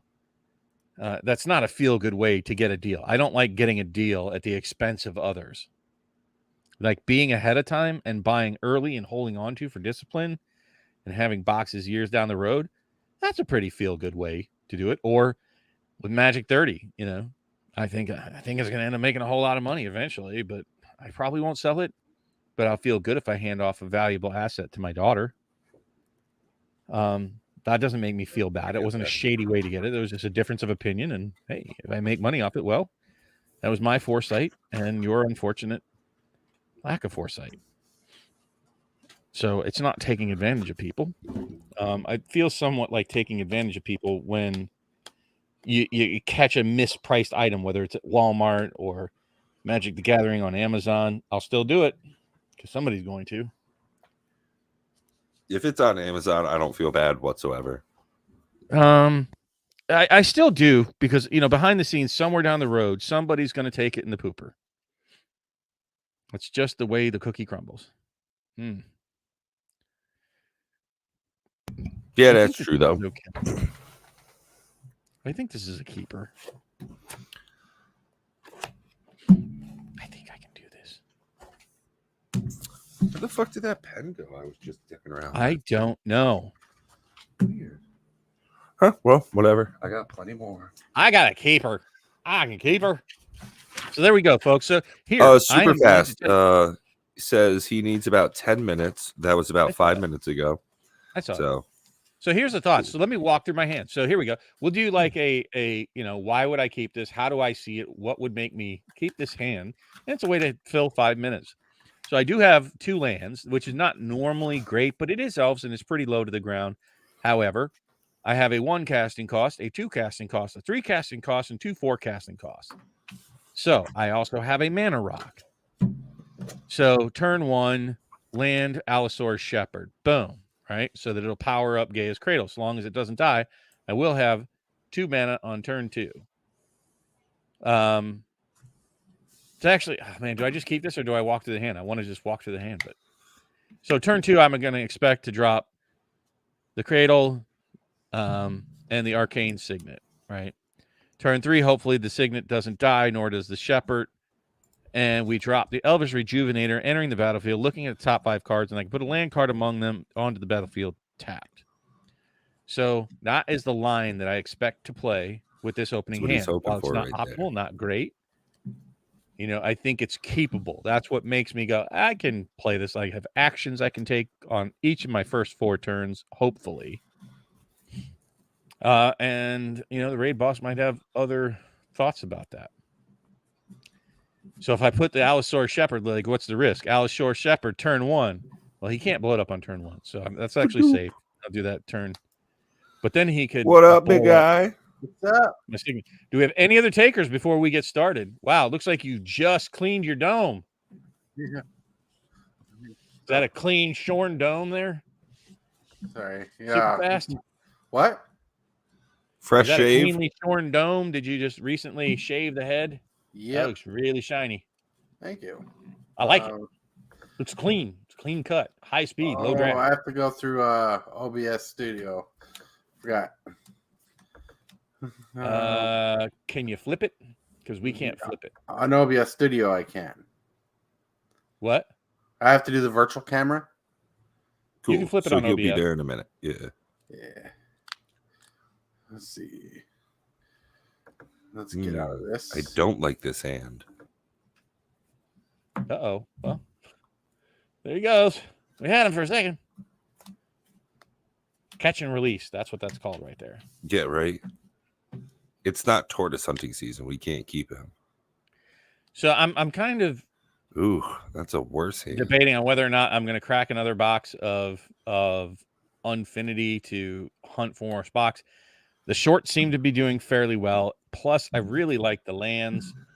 I don't know where I put all my other ones. And I am, for funsies, while we're here and apparently needing to fill some more time, I'm trying to come up with a way. Does anybody know off the top of their head if attractions are allowed in Commander? I know they're allowed, like this one is not allowed in Commander because it is an acorn. That one is allowed at least in normal play because it's not an acorn, right? I have Not great got quality. no idea. But the way that attractions work is that they're external to your deck, Regular right? deck, yeah. So I don't know if they're actually, and I love Clown Extruder, right? When you visit it, so you roll a 5 or 6, you put out a 1/1 white clown creature token, and it is playable in Standard. Yo, I'm trying what to up, come Prime? up with cards I can play in. Yo, Prime, you trying to get in on this too? You want to play some Commander raids with us? Want a piece of me, boy? I just sent him a picture of my dome earlier. It says, "One day you'll look this good. Not today. Tomorrow's not looking good either." Oh wow!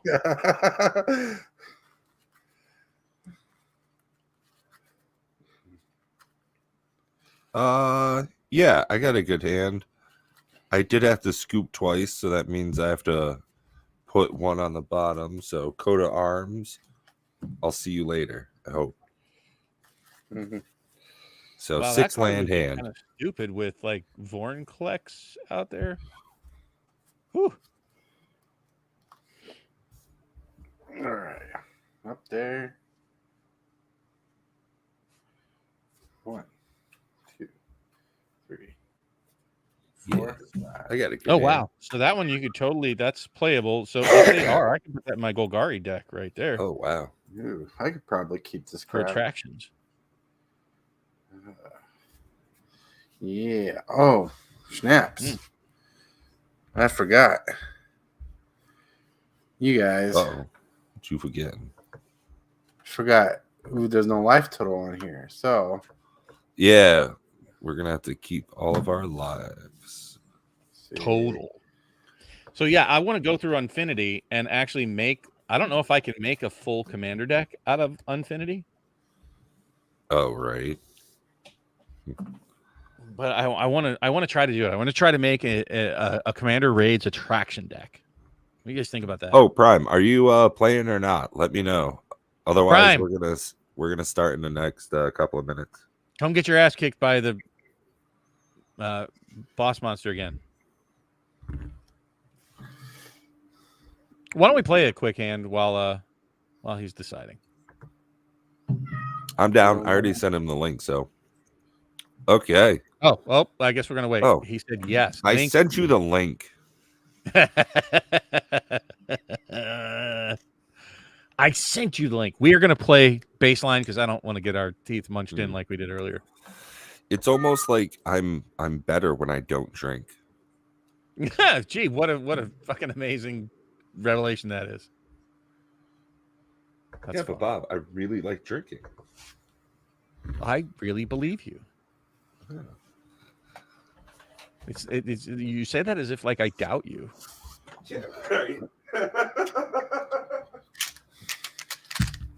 I All don't. right, my doubt you. life total is present.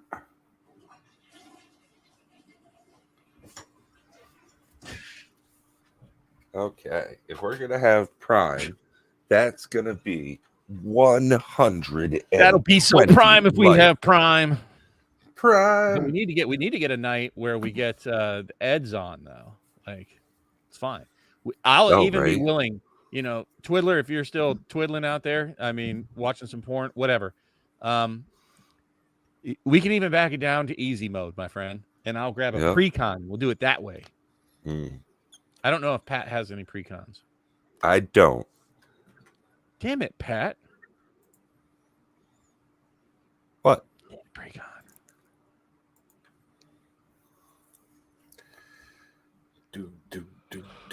Woo! Oh, yawn. That makes for great listening. I have 2 pre-con decks that are way upgraded and not good for commander raids. Well, no, I mean like base. Hey, Prime. Bye, Prime. Hi, Prime. Prime. So there is the boss thingy. And they call me the Raid Monster because they call me Raid Monster. I'm a little gangster. Bob. What? Straight murderer. I'm a lyrical gangster. Murderer. Prankster.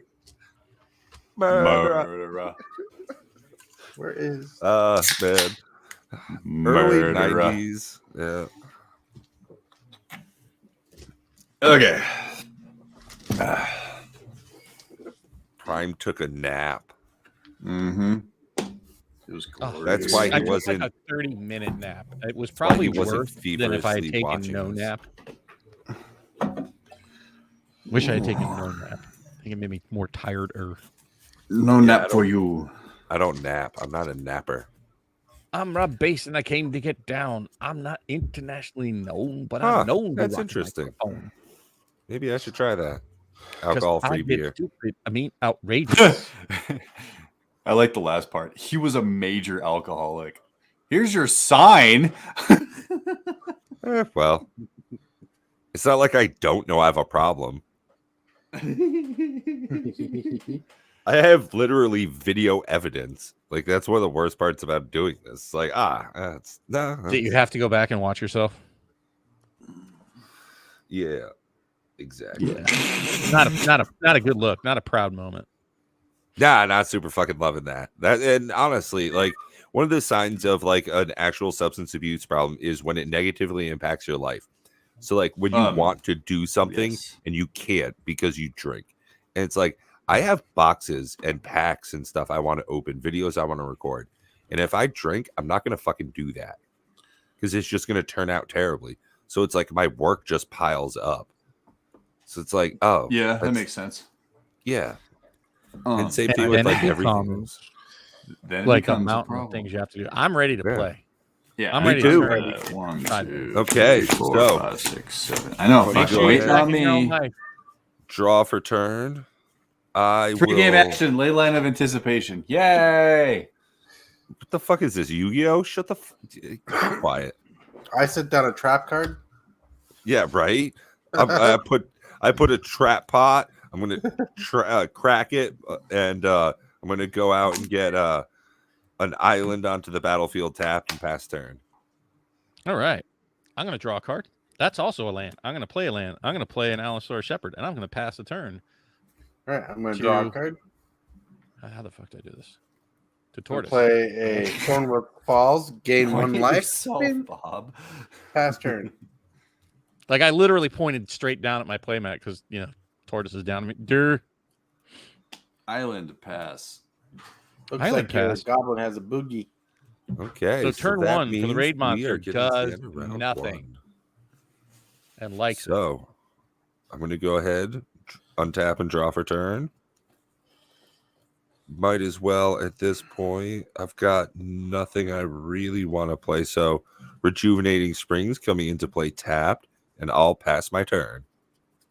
I will untap. I will draw. I will hit a Shaman of the Pack that's not going to get played for a long time. I will play a Forest, tap 2 to play an Arcane Signet, swinging my Allosaur Shepherd for first blood. That's right. Take it, bitch. Woo. What is that? 119. 119? 119, and I pass the turn to Tortois. That's what the Tortois. Coach is. That beer up here in Vermont is strong. God 8, damn it, now you make me want to 9% drink. beers. All right, I'll be right back. I'm going to beer myself. Sorry.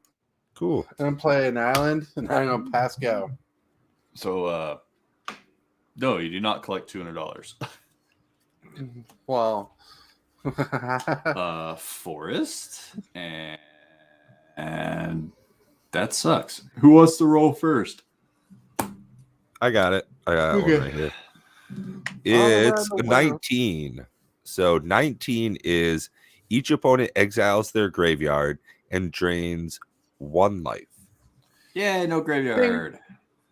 So I'm down to it 40. gains 4. So it's up to 123, and we all take 1 damage, as it were. Where's my awesome fucking life counter at that says I always have 16? There it is. Okay. Oh, other Not too pregame bad. action. I always have 69 life, no matter what. So I'll untap and draw for turn. So we all lose. Not too 1 shabby. life? Yeah. I'll throw out a command tower. I will go ahead. Ooh. Yeah. I'll tap 3 for Edric's by Master Trest. Edric's in play. And then I'll pass turn over to Bob. He looks like Bob. Not kidding. He's still cracking his can of beer. But have no fear. He drove down to the liquor store. and he never came back. I'll be right back. My dad did the same thing. Okay, how'd you guys poop on my pillow? What did the raid boss do? I diarrheaed everywhere, Bob, and there's also blood. Exile graveyard, drain 1 life each. Okay, so And 39. then it's your turn. Dana, what do Sorry about what do you got there? All right, so that's what I'm going to show off. I just found these. Wow. Oh, those are delicious. Oh, you got the Mountain Dew Hards? They're actually Yeah. really good. They will not allow those to be sold in Montana. I don't know why. It's weird. Because it's Montana. Yeah, but we're like one of the biggest. It's because there's caffeine and alcohol in the same container. Yeah, I've had those before. They're actually really good. Oh, Four Loco was really dangerous. And Yeah, because yeah. of Montana's the drive-through liquor stores, that's not like really a great thing to also sell. Like, oh yeah, I'm gonna have a boozy up Mountain Dew, but you So- can also just like buy energy drinks and booze together. Ohio said, "Fuck it, we don't care." we don't have Yo, for real. through liquor stores anymore. Nice. Pussies. I know, Edric right? It's Tower. been a Same while. though. thing. It's been a while. So. Been a while since I could Play a have land. my Lathril. Go through the drive-through, get my Alcohol booze. Shepherd. One more And- damage, so 122. And Bob, Edric is out, so you get a draw. I mean, I guess I shouldn't complain because weed's legal here, so fucking whatever. Here. So yeah, you can have your flavored boozy alcohol. I'll take this. Yeah, see, we get all of that in Vermont, but we are about to outlaw pretty much all vapes and Okay. menthol I passed my turn, cigarettes. Dude. Oh yeah, are you guys on the Card. menthol cigarette train? I love that island, by the way. Yeah, Yeah, so are we. Thank you. And then But- Play 4. Weed's super legal. All right, Like, You know, you just tap for grow it 3. and buy it and shit. Yeah. I'm going to cast a Cultivate, search for 2 planes, and I'll pass the turn. oh, sorry, I was doing the universal cultivate sign. That was cultivating. Mhm. That's a Yeah, they did not look cumulative. like cultivating. They look like shake weights. No, I was doing this, not this. That's not how you do it. Cultivating Yeah, is PA not does this. have Is some not weird laws. cultivating. You guys, jeez. Either way, Prime, you're doing something. Prismatic Vista, cracking it. I got to take a life. Get a life, take a life, either or. Take that life, bitch. Let's go swamp.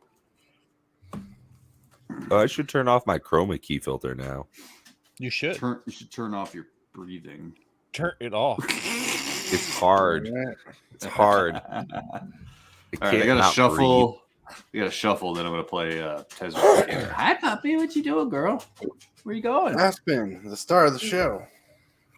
So, Bob, remind me that when we're not on air, I have some very interesting news to share. Oh, you're talking about what you told me yesterday? No, Oh, something that was happening at my park right now that I'm not okay with. oh, okay. It's a protest, and I don't want to get into political talks. Oh god, I thought you were gonna say interracial wedding. Oh my lord! I was like, get it, Brian. I was about to go down there. I was gonna ride my horse right into that town. It's- Nope. I'm Nah, gonna bring your white hood, huh? damn. That went dark. Damn. All right. right, There's that. what- There's that. What are you doing, Prime? I'm playing cards. he just pinged himself to get Prismatic Vista. And I'm gonna ping myself another 2, so I gotta take 3 lives. So I'm down to 36. Where's the 6? Oh, There we go. God. It depends on what you're doing with the Draw 2 cards. 1, 2. Ooh, that's nice. 4, 5, 6, 7. Do not need to discard. They're not errated. They do whatever they say on the card. Pass. Well, that Turn brings 3. us to the end of round 3. Who's rolling it? I will. 1. You are a Oh. Unlucky guy. porcupine. Uh, Discard so, 2 cards.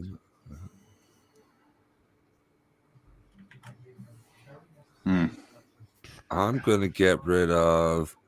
Well, So, for do we have example, to this exile card at the end of just it? says that whenever Oh my another God. creature dies, Yeah. each Opponent. loses Eat. 1 life. Yep. I don't know why I What's did it. What's the one that when it comes into play, the opponents lose life equal to the number of elves you control? This one is also in my hand, Shaman of the Pack. Yeah, there we go. Nice. But I have to pitch 2 cards. So, yeah, But I have to pitch Discard. 2 cards. discard 2, mill 2, sacrifice a legendary permanent. So there goes my Edric. All right, I'm An gonna enchantment discard. and an artifact. Fuel So, for the cause and Phyrexian portal. Because that does nothing for me in this format. yay. What land and a lily? Fuck. I need the card advantage. I can't really. get rid of Drain the or other- exile? You're blurred, Bob. I know. Focus. Discard 2, mill 2, sacrifice a legendary permanent, sacrifice an enchantment, sacrifice an artifact. God. God bless it. That really hurts. So I'll Yeah. I'm not discard loving that. those 2. I'll mill. Well, that sucks. Those 2 lands. So I, while you guys do your upkeep, I'll keep things going forward. I'll untap and draw. I'll play a forest. I will lose the Gaia's Cradle Ooh, that's tough. That's shitty, Bob. So, and my Arcane Signet. I'll tap a command tower for. For Did you play Yeah, Lathrop Bob or no? Yeah. Gadul Lurker. Why don't you and sack I'll Lathrop tap- instead of the cradle? These 3 for cultivate. Because I need to start getting elves on the board. That's true, but Cradle. Okay, it's great, but And then I'll pass turn. I mean, Hey, you do what you want, man. I was just curious. Yeah, the only opponent is the boss, coach. So I'm gonna play. it makes Elvish some cards Rejuvenator. just like not function. Look at the top 5. 1, 2. Like target land is a Okay. copy of an opponent's land. Since they don't have land, it just doesn't matter. Wow, no lands. Oh. My mana generation too. Whiff. That's painful. Aaron, you're ready to sacrifice your guys. Cradle. Good thing there, huh? And I have no way to cast black either. So. All right, so I'm gonna swing. I like for that we're 3. both terrible people, Dan. That's one of the reasons I enjoy our relationship so much is that, like, yeah, how far does this hole go? I Wow. always. That depends on what her body count is. Damn! All right, so I did 3 damage. 3 damage, 119. I like it. I passed turn. All right. And tap a tap. Draw a card. I just have had life experiences that made me this way. Play island. Tap out. Mostly Tap ex-girlfriends. And current ones.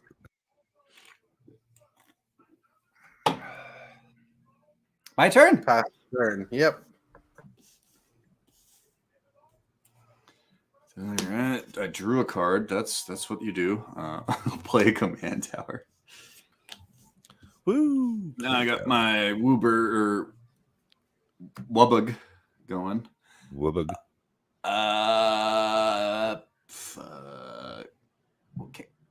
What's your commander do? Is that Tulane or is that? That's Tulane. And That's Tulane. yes, that's the way it works, Coach. The only opponent is the boss, and we Yeah, are that's all the Tulane. boss's opponents. Yes, I coach. I'll draw a card that won't work in this format, and I'll as soon as I do, I'll let you know because we can explain. But it we better. do let you cycle.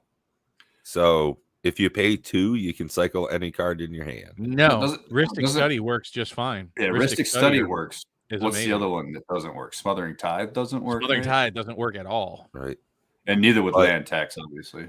Correct. But Esper, Sentinel, Ristic Study, Mystic Remora all function very well. What, you done? Yeah. Oh, okay, cool. What's actually the boss So- monster's turn, so we need Yep, 2 rolls. I round will roll 1. 4.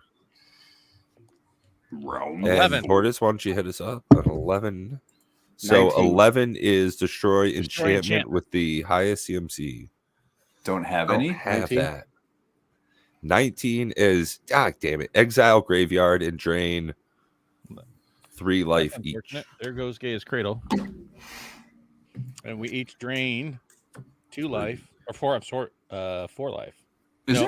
there, is there 1 plus DR, so it's 3 life each. 3 life? Is there an elf that lets you cast lands from your graveyard? No, but I think I have. Wait, isn't that what Root Path Purifier does? I don't know, but not everything's an elf in this deck. But Yeah, like shit. there's Wayward Sword Tooth. There's 3. That's 12. So I have it at 131. Is that right? Yubbers. Okay, so the dice rolls count as opponents Spells. casting a spell, Coach. That's why Ristic So draw. Because we could Yeah. counter dice rolls with counter island. spells and But shit. they're not countered. But they're not just- countered. It's a reroll. Rerolls. Yeah. It's like a chaos effect. Yeah. Well, it is, so- and they're all considered legendary sorceries. Play Edric again. I'm also going to tap Command Tower All for the dice rolls are Elvish considered Mystic. legendary sorceries. I've I'll already swing done out that. for Killed it. 1 Killed it. with Gadul Lurker, so 130 for the raid monster. That's going to net me a card because of Edric, I'm gonna try this and one. I'll pass over turn. Do do do. Do-do-do. You're a Bob. Down. Yes, you're learning, Coach. A learning computer. What? Is it on me? Learning computer. Yeah. Oh, look at that. What? Boop, Liquid boop, boop, metal. boop, boop. Draw a card. That would be a Myriad Landscape. So I'm confused, Tort. Are you hitting on me or I don't- what? Know what that means? Huh? I don't want to know, but I'm going to Tortoise. swing for You're 6. talking about the generating Oh 2 no, he's more. talking about the picture I sent. You said 6. Total of 6. I'm not hitting on you 124. unless you like it. No, I had it at I'm only 131. hitting on you if You you hit think for it's one? working. Oh, you hit it for 1? Okay, so 124. Sorry, I'm catching up. And I hit it with 5 different creatures, so I draw 5. Is that a May? Yeah. Yes, May. 1. So it's for each one is a May. Whenever 2. a creature deals combat damage to one of my opponents, its controller may draw a card. Pat, I know you follow Kyle Hill on the YouTube, right? Yeah, for sure. His like memes that he's been posting in the community post have been fire like all week, dude. I will cast Beast Whisperer and pass the turn.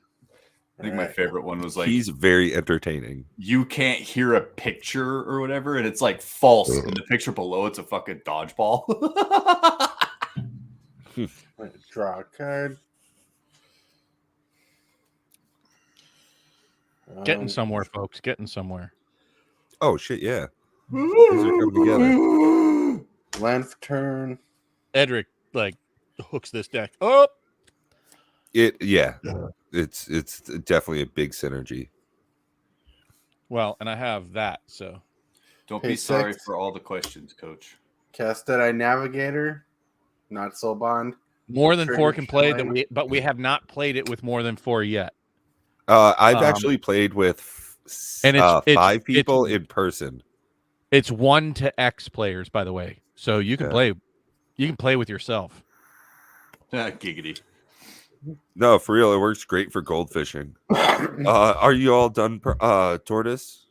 Yeah, I just about to say pass. The turn. amount of life Oh, that the did boss you- has Yep. and poison counters Oh wait, hold scale on. based on the number of players. Let me go back. Standing by. Gonna attack Attacking the boss monster for 2. There you go. to Chilean has 122. Yeah. I draw a card. Then you're up, Brian. Okay, cool. Well, he draws a card, so he might do something else. Who Ooh, knows? I can't. he's all tapped out though. Yeah. But you do draw a card for hitting the raid monster. That is true. did. Indeed. Nice. Good old Edric. Is that the guy that has the infinite combo there? Him? Tortoise, yeah. Yeah, and just because of you, I was able to get the piece to make that combo. Oh, okay. What did I do? Totes. You taught me about the infinite time loop. Does anybody have any counters? I do not. Okay, I thought those were counters. Sorry, shit. No, I'm not gonna. No, play that then. this is just how many elf warriors. Okay. I don't have enough. Okay, I'm not gonna play that then. I'm going to risk a huge biscuit. 1, 2, 3, 4. Helm of the Host. Nice. Woo! I love that card. So it's not equipped, so that combat trigger doesn't take effect. Yeah. Go to attack. I will swing at the boss monster for 4. Vigilance, Death Touch, 118. like link. Like link. Yeah, make sure to like the link down below. I'm gonna gain 4 life. 1, 2, 3, 4. Always at 69. And draw a card. Ooh. End of turn, proliferate nothing. And You did 4 damage to him. yes. Yep. 118. I guess I'll pass to the boss. And I'm scared now because It's gonna be 5. All right. So 2 dice. I rolled last. I got time, one so- right here. 18. Oh god damn it! Stop it. 18 gonna drain- is It's going to Exile and drain drain. 3 life from each of us. He'll gain 12. He's at Yep. 130. Gaining a lot of life, and we each lose 4. 3 more. So how much life did we lose? 3. each lose. Well, we're going to lose another 10 right here. Oh, is this the 10? This is 10 damage to each opponent. Damn it. Okay. I'm at 23. Gosh Darn it. I mean, that's better than like losing my board state. So I know. Yeah, I was like, please don't blow up my artifact. Please don't blow Oh, up. what my did you do? artifact. What was the second one here? 10 damage to everybody. Yeah. And 5 to every planeswalker. And also, at least we didn't get any minions to attack into. Yo, for real. So this is going to be a yeah. fairly significant turn. This should for be him. a big Probably should have turn, played yeah. Priest of Titania last turn instead. Oh, it's funny. I just pulled one. Well, drew one. An island. Okay. I think the smart thing to do is attack out and draw first. So 4 damage puts it at 126. That's triple card draw. I like it. Okay. What's that going to be? 1, 2, 3, 4, 5, 6, 7. I'm working with 7. Yeah, work it, baby, work it. Work it. Working it and twerking it. Yeah. Oh, fuck. God damn it. So go ahead, tap 4 for a Beast Whisperer. I will follow that up, tapping 2 for Priest of Titania, which will then draw me a card, and I will pass turn. All right, untap. Upkeep, draw. That's scary. Ooh, No. so shiny.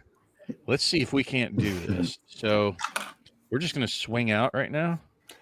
Yeah. That would be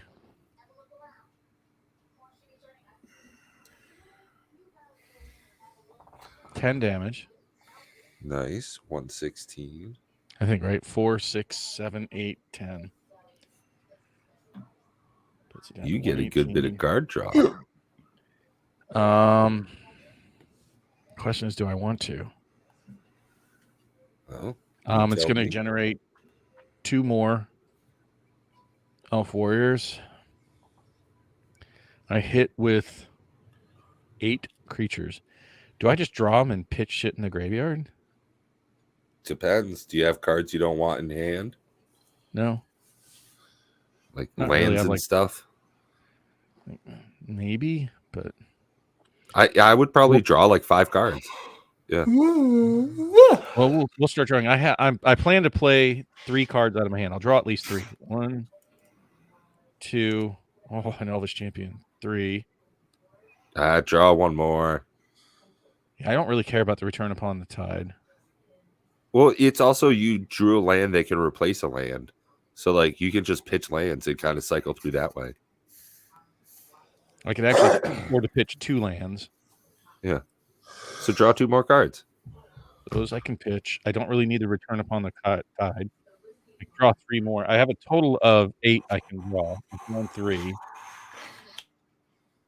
1, 2, and 3. That's all pretty good. So, Yeah. all right. So now we start playing. I'm not going to draw the additional 2. We'll play a swamp. My commander is Edric, Spy Master of Trest. Clearly, I want to play my Priest of Titania. Which, oh shit, I forgot. It's not May. I have to draw a card. Farhaven Elf. That's probably the smartest one to put out there, so I can just get more lands out there. Yeah, because I'm pretty sure I saw Hoofy. I saw a Hoofy in your hand. I do. Yeah, so I would just try to I'll ramp put as much as possible. the Farhaven Help and make me draw another card. Oh, okay. And now I go search for a basic land card, which I think is smart to put another actually forest into play because I have a lot of green. Shuffle, yeah. So I'm probably going to do some big things next turn if it's not a board wipe. Yeah, Right. I think it's going to get kind of, Buck Nutty. Yeah. Well, you are up then, it looks like, toward it. Hold on, I got to discard a hand, yeah, guys. So I don't. All right, help me out. No, don't get rid of. That's another lord. That's another lord. Get rid Go of for your scam. Get rid lands. of Scamfar. Find your lands. Let me get rid of all the lands first. Yeah. Right. How many you got to discard? So hold on. 1, 2, 3, 4, 5, 6, 7. That's enough if I just pitch all the lands. Do I keep one land and just get rid of the Return Upon the Tide? I don't really need that. Well, what about the 3 cards you just put on the battlefield? Yeah. Like those lords. And Oh, Are those shit. on the battlefield? Yeah, sorry. All right, so that's bad. So 1, 2, 3, 4, 5, 6, 7, 8, 9, 10. So you need to get rid of 3 more. Yep, there now 2 more. I got to get rid of 2 more. Herald of Scamfar and that one. That's in Lord. Oh shit, is it? I think What I can about get that rid of Numa Jiraga. I don't think that's that important. Neither is Warcaller or Scamfar. There you go. Harold. Common That's attack's pretty his decent. name. I don't really need Court of Ambition. Oh, I didn't Tortoise, see you that. could in probably start your turn, Tortoise. there. Oh, Coach doesn't know who our commanders are. Mine is Lathril. I'm playing Atraxa. Tulane. Sorry for that, Coach. Draw a card. We're usually pretty good about telling people that, aren't we? And Squirrel! I'm Edric. Well, I did say it when I started, by the way. Play Forest. No, I 3D printed that myself because it's got 3 wheels on it. Yeah. So this is what. Yeah, I have the LGS one. He's got And I did print that bootleg myself. version. Brainstorm. It's not perfect. Actually- I want the one that Prime has too, but I still like this, especially for Commander Raids because it's got 3 dials. Yeah, that's pretty sweet. I was just giving you shit. I do like that. I just wish it was bigger, right? Like, and I Nice think I can brainstorm. scale up the pieces. That would be nice if this was like twice the size. Right. So I'm going to talk to my buddy Justin. Oh, I showed you that sick light box that he made for me. Oh, Yeah. Yeah. That thing's freaking awesome. Dope. 3. Wow. All right. Win the game, Tort. Win the game. Be the ball.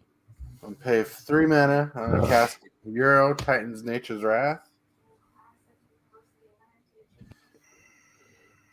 It's gonna come into play, and I'm gonna soul bond it immediately to Deadeye Navigator, causing triggers to Tulane to draw a card, play an additional land per turn.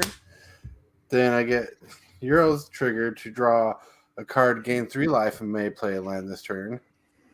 Tulane silliness. I love Tulane. Fuck people that hate him. Then before Well, he's not- sacrifices, It's definitely not fun to play against. before No, but he's sacrifices, great when he's on your team. I know, but that's the thing. This is okay, before sacrifices, I'm gonna blink Euro and bring him back. Get triggers again How- to draw a card, how are you gain 3 blinking? life. I'm sorry. How are Then you he blinking? sacrifices.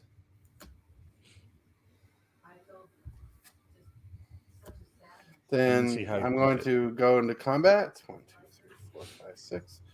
I'm gonna swing 5, 6, 7 at Tulane boss and monster. vigilance. Right. I'm so used to tapping down creatures. You're right. 7. I'm gonna draw 2 cards.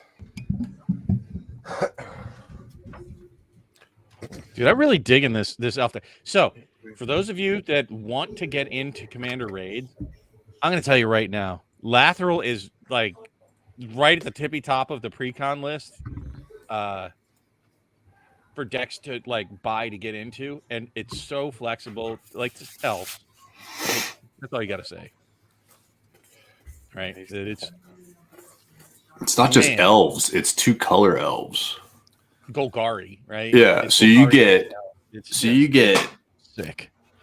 black removal, hand hate, graveyard shenanigans, dude. You could do so It's much just a shit with great that starting deck. point for Commander It is. Raid. It really is. Well, it's just I a mean, great just starting is. point So for good. Commander. Period. 1. It's good. It's good. What a good deck. No wonder it's up to $65. You know what I mean? Yeah, I was just thinking. Do you think we'll ever see the days of like the Edgar Markov deck pricing? Do you think anything? Yes. Sure. You're seeing it in Commander Masters. Yeah. Fascinating. Oh, speaking of which, has anybody pre-order. If If you mean the like appreciation to like what it is now, the $200, $300 decks, no, Yeah. not unless they print it in a secret layer already at that price point. Maybe containing. And yes, I have a bunch Mana of the Crypt. Commander Masters decks pre-ordered. Think about if they sold a $300 pre-con commander deck that had Mana Crypt in it. It's Prime's turn. I know. I'm thinking. But you know what I'm Oh, saying? that's what that smell is. Yep. It's the gears burning. So, I mean, I can see them doing that. They're going to do a lot of things, like I said, that are just going to really turn a lot of people off before they get better at it, right? They're going to Phyrexian continue down the- Metamorph. I'm gonna copy path. the bitch. Wait. No, but I don't want to copy the bitch. until they can't. Like, I'm gonna the only copy thing that's going to Tulane. cut the tap off is us. That's Well, unfortunate. thank you for the compliment, Coach. Yeah, I'm gonna copy Tulane with the Metamorph. Woo! That's a good card to copy. So read what Tulane does to me again. Whenever you cast a creature spell, draw a card, then you may put a land card from your hand onto the battlefield. Okay. You can pay 3, tap, return target creature you control to its owner's hand. Is He it has you control vigilance. or target creature? It just says target creature you control. Okay. Okay. I can't really do anything else at the moment, so I'll just attack the boss monster for 4 flying, vigilance, death touch, lifelink. That's 105. Now I'm at 28. So, yeah, if you helm with a host, Tulane, it's going to get stupid. I was thinking, yeah, it's gonna be one or the other. I mean, Beast Whisperer would have been similar to copy. Yeah, I was trying to think of like most. I don't need Edric. Well, that's That what I way was we all Vassal. get double card draw. Dude, I already Oh. get enough off of Edric. I'm sorry. And Let's see. yeah, Turn 6. 3 dice. All right. I'm not scared. 19. Jeez Louise. Exile Graveyard. Each of us drains 4 life. And he gains 16. I just He is gained at that 4 121. life. Mother. 121. God bless, man. I'm at 19. We I'm better at do- 19. like, this better be Yeah. it. I better have the win here. Depends on what we roll. So we can live that, survive it. Who's got the next roll? I got it. 11. Suck it. Target Back. enchantment with the highest CMC. Destroy What? target enchantment with the highest CMC for each player. I don't have one of those, so it was Oh, good. for me. Cool. All right, one more roll. Who's got it? Who's brave? All right, I got it. Let's Tortoise is see. brave. Thank you, Coach. I love you. I would give you a kiss right now if I could. That's a 3. That's bad. Destroy target legendary permanent with the highest CMC. Well, there goes mine. damn it. Edric. There's my Tulane. I did not want that to happen. laugh, Did I? So, Right? Yeah. Anyways, what are you sacking there, Prime? What's the? Is it sack anything? it's a Destroy legendary. target legendary with the highest permanent with legendary permanent with the highest converted mana cost. Well, they're all 4. Recastable. Okay, I mean it's survivable. um, I might still be able to win. I'm actually gonna let Edric go to the graveyard Okay. Ooh. instead of the command zone. Cool. I think that's it. We might still have to win. It's gonna be close. And then my turn. Yeah. Untaps.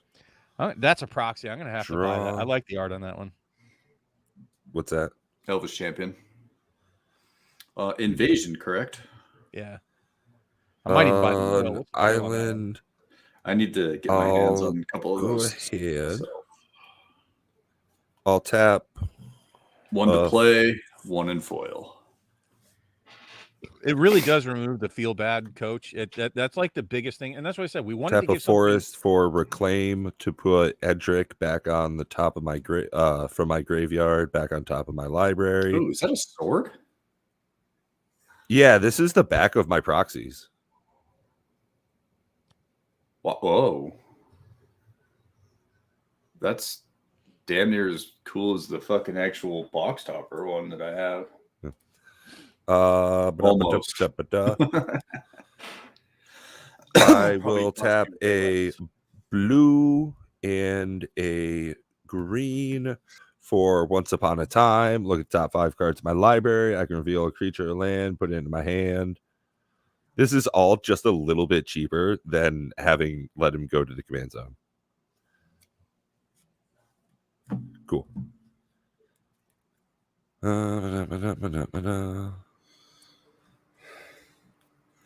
Tap. Put that back over there. Cool. Yeah. 3 to play Edric again. When I play a creature, I get to draw a card. Woot woot. What do I got? Nothing super awesome. Yeah. I'm gonna go ahead and just swing out then, I guess. 3. I'll attack with these 3. So 1, 2, 3, 4 damage. So 117. Draws me 3 cards. It's gonna be big, but it won't be lethal. Maybe. I don't know. It'll be close. Be very close. Yeah, I'll tap Priest of Titania for 1, 2, 3, 4. No, you won't. Why not? It's for each elf in play. Oh, cool. What do you got over there?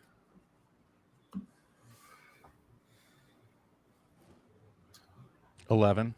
It's like a lot. Nice. Anybody else? Nope. Cool. So 15 green floating. I like that even more.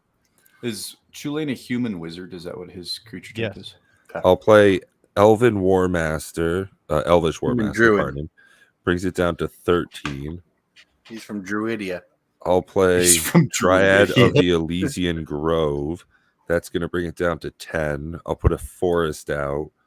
I'll throw out an Eternal Witness. Let's see. Oh, I got to draw a card for Elven War Master, Dryad, and Elysian Grove. Thank you, Beastmaster. So that's 10. Oh, what was that card, So- Tortoise, that kid was playing last night? Lissalana Huntmaster. That's going to draw me another card. I had to delete the videos, as I told you earlier.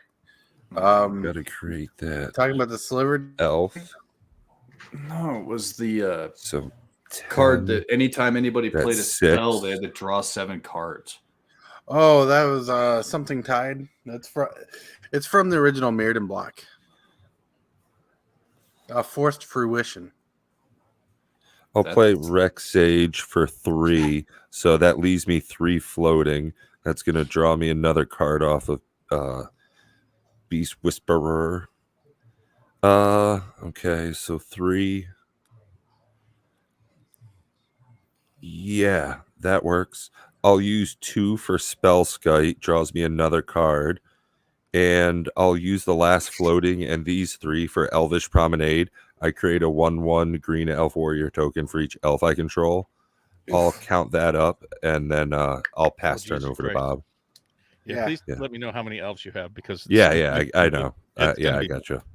Yep. Boy, So It's gonna be a Bob, I thing don't here, know. folks. I don't Hang know tight. if this is a good Bob card. has to Okay. match. So Bob also has 2 drinks in him. Bob could use help. All right. So first things first, untap, upkeep, draw. Spring Bloom Druid. Don't really care about that one. That goes to the back of the pack. Farty Vanquisher's McFart not gonna fart. happen. Craterhoof will come out this turn. Shaman of the Pack will come out later, maybe. I think Elvish Champion's the right one to play first, correct? Sure. Or do I play Herald King of Skemfar first? Do you need the stuff off of him? Do you need any of that crap off of his ability? I mean, it's going to... let's just play this. All right. I have So 2. 16 elves. 3. I'm going to put another elf into play, and all elves get +1/+1 and have Forest Walk. So that's going to draw me a card off Beast Whisperer, which is a land. I have not played a land for turn. Play a land for turn.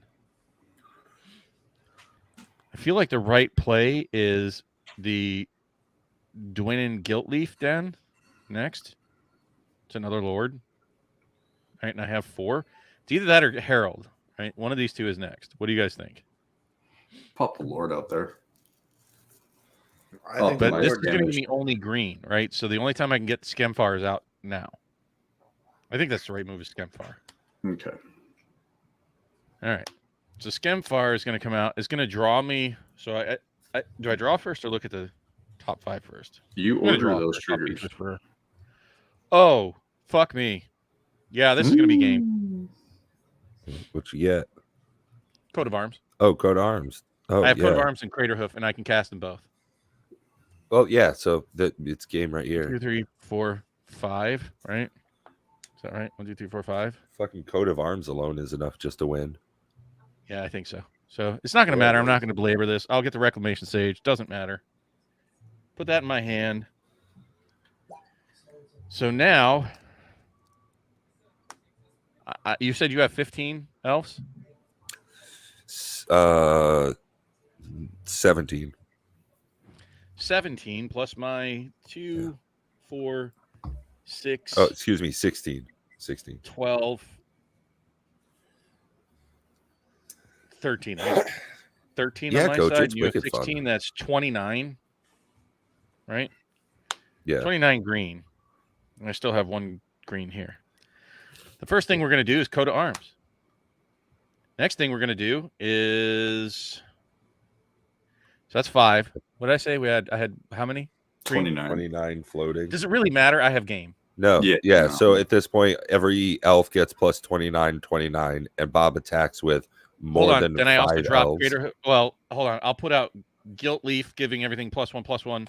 That gives it +1/+1. I draw 2 more cards. Don't care. I'm gonna have enough mana to play everything. I'll put out Vanquisher's Banner, which gives them all +1/+1, and I draw every elf. Doesn't matter. And then I also put Crater Hoof down, which is plus Everything. a lot. Yeah. Ridiculousness. They're all like +20, +20, +26, 26. They're all like +40 something each. Damn. Is that right?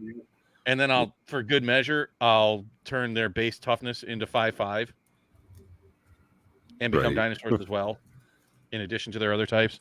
Woo woo. That's a lot. That's a lot. That's a lot of Minus a damage. few That's like hundred. 300 plus Yeah. damage. And I Yeah, probably could have I was done gonna more, say. but I was like, all right, it's just stupid. Yay, elves. Plus, Heck Synergy. yeah. Yeah, Yeah. I was about Multiple to, elves. I was about to do the Zendikar combo where I keep pumping tokens out every turn. woo! I like it. I like this deck. Now I want to play it again. But I will relent if you guys don't feel like playing again. Coach, why are you not playing with us, my friend? I'd love to have you in here punching things in the Hunani Nani. It's fun to just beat up on it. It's feel good all the way around. Right. What about you, Pat? I I'm think down to play another one, but I actually want to try out my Trellisara deck. Yeah, I don't play that one I dear love enough. Edric. Can you just put Edric in your Trellisar deck? Unfortunately, not. But that's okay. What about the It will audience? Is break- the audience up for watching? Do you guys have elf decks? Elf decks also do really well. Yeah, I do. Do we want to synergize with some elves? Yeah, why don't you play an elf deck and I'll play Trellisara and it'll just be stupid. I mean, outrageous. Stay away from me if you're contagious. Inflacious. Everybody's Bob going has deep been drinking. inflacious. I'm not internationally known, but I'm known to rock the microphone. I didn't. I am internationally known, though, actually. If you count Santa Lion Canada knows as me. international, sure. Oh, I probably should shuffle.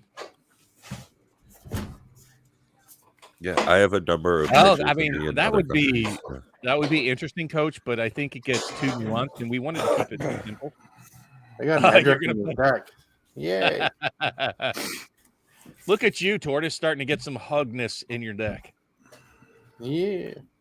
Well, he's been in the deck forever, but you helped out. He helped this deck because I put the infinite turns combo in here. Please tell me that you're going to put. Oh, I don't have it in here. Why don't I have it in here? Damn it. I didn't buy any. Oh, he didn't have any extra copies. The Collective Voyage. I need to get more copies. I played too many green. Do you have Collective Voyage in there? Doesn't sound familiar. It's the one where you pay 1 green, everybody pumps in X, everybody goes and gets X basic lands and puts them on the battlefield. No. I haven't got any of those kind of cards yet. I might have that in here. Like, I want to change my Maybe Rigo deck to be the Commander Raids deck.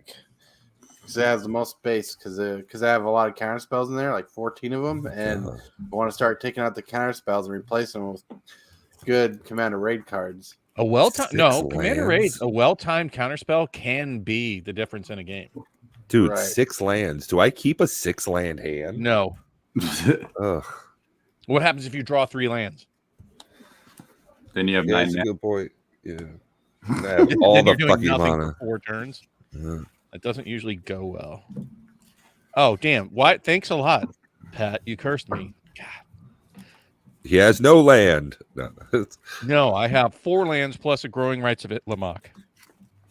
I didn't think about putting growing rates in here. That's... And love you, Sherry so Vegas. I know she's watching still. Exotic Orchard doesn't do She's my anything, Exotic right? Orchard. Nope. Because it's based off your opponents, and your opponents doesn't have lands. I even watched a chick flick for her today. Ugh. Ugh. No, Exotic Orchard.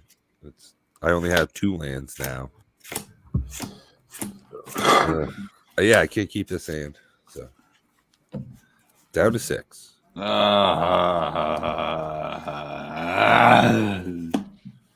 But I do wish all of you the dopeness to find somebody as good as Sherry Vegas. Thanks, Wow. bro. And now I have a no land hand. Well, I'm not looking. Well, no, that would be weird, but I hope that your wife is as dope. She is dope. She plays. There you go. She May she'll all even of your sometimes wives play be dope. Magic. What? I even get her to play Commander Raids from time to time. It's like the only Magic she'll play, and it's because it's a more, like a coach said, a less feel bad sort of experience. It is definitely a less feel bad experience. All right, I Cool. can keep the hand, I believe. Yeah, this works. Reset your lives. Yeah. Tell Oh, everybody your hey. commanders. I'm playing Lathril again just because it's fun. I'm going for Trella Sara, the Moon Dancer. Secret got a Commander. Cool life gain scry thing. I actually have store of it in this deck. I So, actually have I'm gonna start Lathril off in this deck because this is a draw. Lathril deck. This is just a front plus graveyard shenanigans. Ooh, Skewed Graveyard. Swarm. That'll be. I have the other interesting. graveyard shenanigans one too. I'll throw out Wooded Bastion and I'll pass over turn.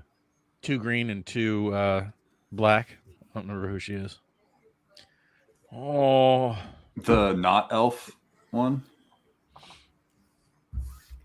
the no, creature I thought she was an elf, but that comes into play tapped and I pass turn. Miriam. No. No. I'll fumble through the deck when we're done here to show All right. you. That means you're up Tortoise. Oh, I didn't realize Bob played a land. Draw a card. Yeah, I'm afraid you're right on the growing rights of Itlimoc there, Coach. Mm-hmm. Definitely do. I'm gonna play a Prairie Stream for land for turn Well, and Not pass that on it's to due, Prime. It's gonna be It targeted. is prime time. All right, we are going to play a forest pass. Boop, boop. Ooh, end of That looks round like a swamp. one. But I see it's Round from double feature. Untap. What was that? Oh, Prime Double Slam looks like a question. swamp from here, but I could tell it's from double feature. I'll Green tap the brushland into wooded goes for over here. You can barely see it. Beaker of the Heavens, and I'll pass turn. Now it's on Children's I'm gonna big untap. booty. Yeah, I tap Upkeep, that. draw. And unfortunately, I think I'm just going to play a Path of Ancestry and pass. Boo this man. Tap. Suck. You Draw a suck. card. No, I'm kidding. You're great, Bob. Booga booga. Thank you. Command tower. Tap for 2. And I'm going to cast Lightning Grease. Ooh, interesting. Pass turn. Draw. Let's get the death clap out. I have the clap. It's deathly. Usually is. Pass. Guess I'll Oh. roll. Yeah, speaking of deadly. 5. 5, he says. Which 10 damage to is everybody. 10 damage to everybody. Right off the That's rip. not a great way to start. No. I mean, I'm super cool with that. I'm not. Boo this man. Keep that shit coming. Hey, so I'll untap. I'll draw for turn. Ooh. It's whatever. I mean, I don't know how to advise people on that, Coach, anymore. I hold on to everything, but I have the luxury of doing that. So if you're worried about it, Throughout a cards losing forest. value, yeah, I would dump everything that can be I'll reprinted. tap the brushlands into Wooded Bastion for Trelasara colors. I will then swing out for 1 damage with Speaker of the Heavens. So 119. I gain a life, so I'm up to 31. When I gain a life, I put a 1/1 counter on Trelasara, and I get to scry 1. I'll leave it right there, and I will go ahead and pass turn. All right, I'm gonna untap. Upkeep, drawer. Okay, all right, you can stop at the fucking lands. But I heard you like mana. I do like mana, but I don't need that much of it. It's a lot of wood. But I heard you like mana. 3 to play an Elvish Archdruid, which will allow me to scry 1. Yeah, you're going right to the bottom land, and I will pass the turn. All right. On Right, that's what that allows me to do. When that mana is spent to cast a creature that shares a creature type with your commander, which is an elf, I can try I one. thought it was a dinosaur. Pay green.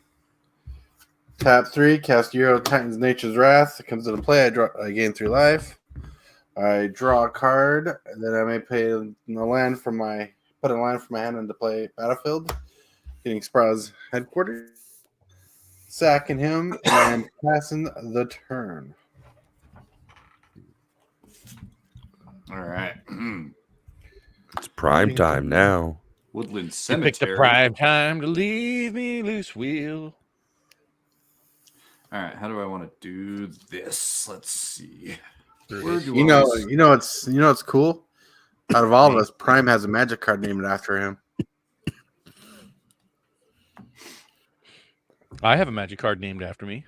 Nicknamed after you. So I'm still better. Yeah. All right. Which one? Imperious Perfect, Rishgar, or Jagged Scar Archers? Imperious Perfect is my vote. That's what I'm thinking. Because Yeah, take it. Do whatever. At the last, it makes tokens. Do whatever. Just hurry up. Pass. Pass. yeah, I mean, I don't know how to advise on that anymore, Coach. I mean, it's so out of my wheelhouse that I know the right thing to do. Super fast. Why is don't you hit us allow up with the dice roll? reprintables. All right. Tortois. Long-term hold on anything at this point is not looking Yeah. great. 10. Sack all tokens. Cool. Sweet. Done. Yeah, easy peasy. So we'll untap. I'll do the draw. Okay. I will go ahead. Yeah, I'll throw planes out. I'll do the plains and forest for Impassioned Orator. I will proceed to attack with both Trelasara and Speaker of the Heavens. So that is 5 damage.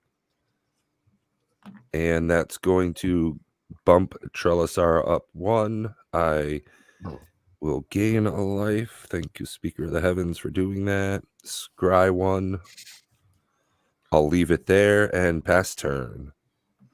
Trelasar an elf? Yeah. Is Trelasar an elf? Yeah. I did that twice, right? Okay. Yeah. You're not losing it. It's like I'm getting like aggressively high. I just want to Okay, make I sure was that like, like, I was like, have you started drinking? that's- I'll swing for 2.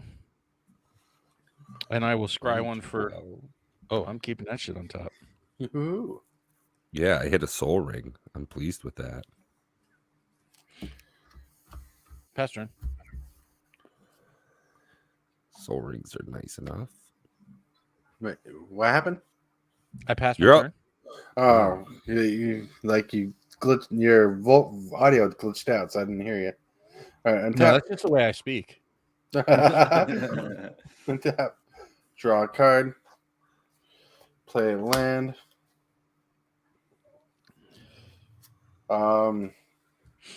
Unexpected results. Well, that's unexpected. Huh, I did Not not really. see that coming. I feel like that's like in every fucking deck he owns. Yeah, honestly, and I don't like it very much. You don't have to. It's one of my favorite cards ever. Look, we all have pet cards, right? Yo, for Mhm. real, I was just gonna say, yeah, but Mystic Remore is in every deck I own. Mhm.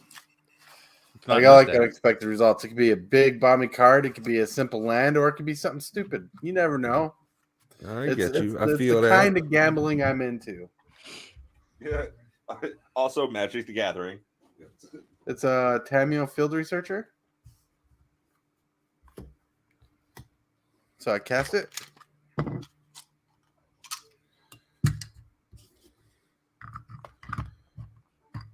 And I'm going to +1 her. Prime. But see, I'm a true collector, coach, and I agree with that from a purely financial standpoint. But I own 2 legit mana crypts, maybe 3. 2, 3. Prime. One of them was a foil mana crypt that I pulled out of my only pack of double masters VIP that I opened. I opened one and I got a foil mana crypt. And then the other mana crypt that I got was from the Christmas gift that BBD sent me, and I'm not selling those. All right. So Prime, I'm targeting your elf and Pat. Uh-huh. Do you plan on attacking with any of your creatures? I mean, yeah, on my next turn. No, like, is there a creature you're not going to attack with? No. All right, so your Weird question. your That's interesting. creature with the counters on it or the dice on it. Uh-huh. Your next time that creature and Prime's creature does combat damage at all, I get to draw a card. Okay. All right, pass turn.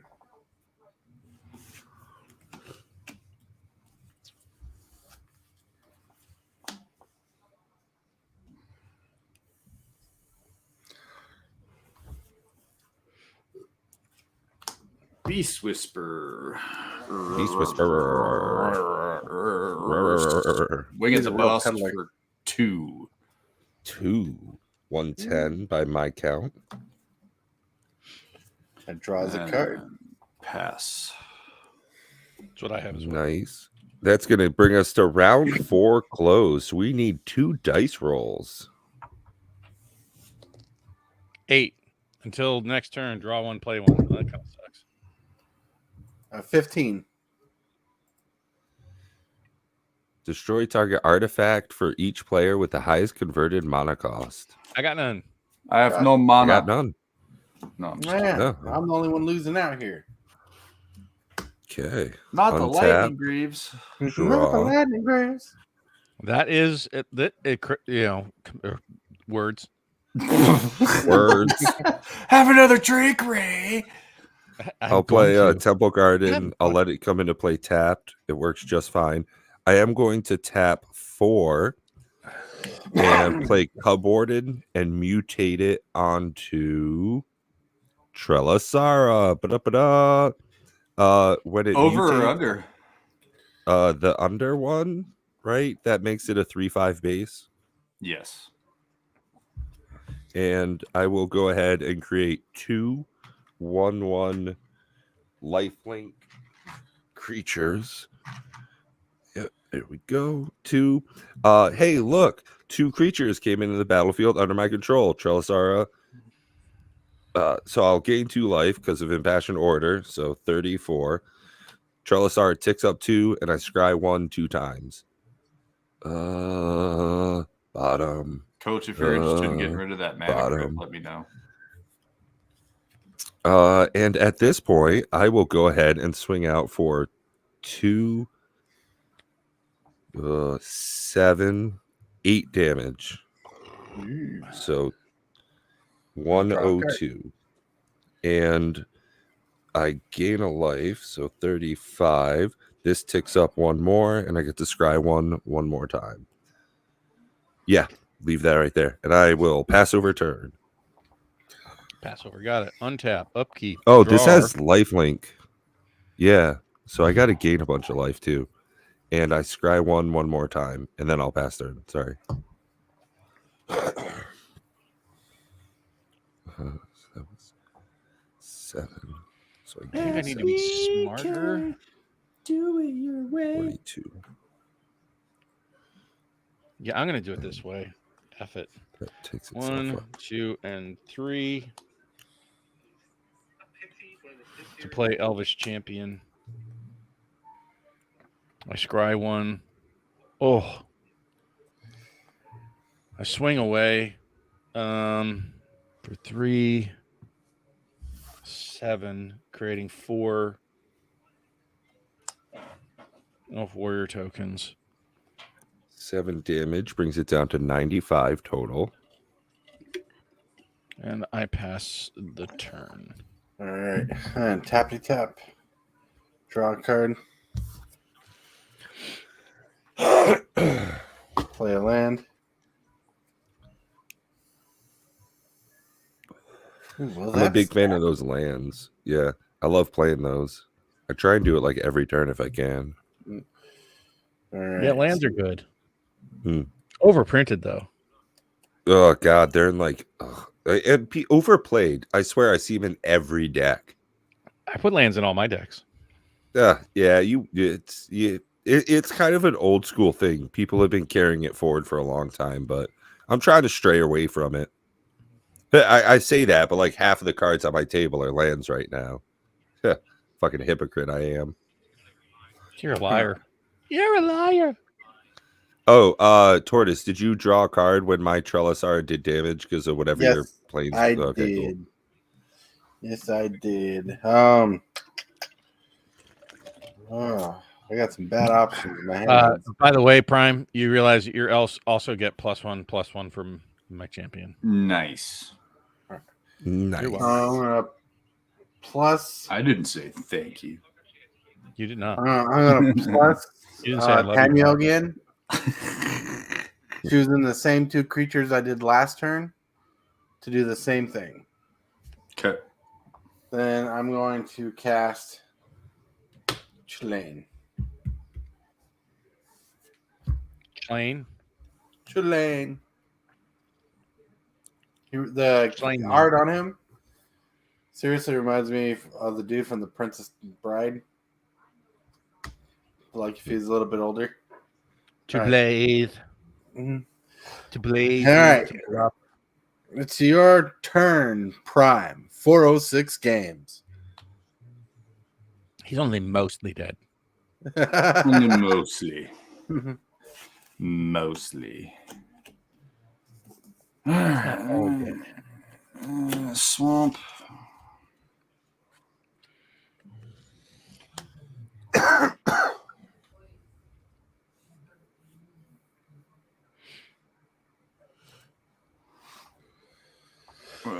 One, 2, 3 for Rishkar.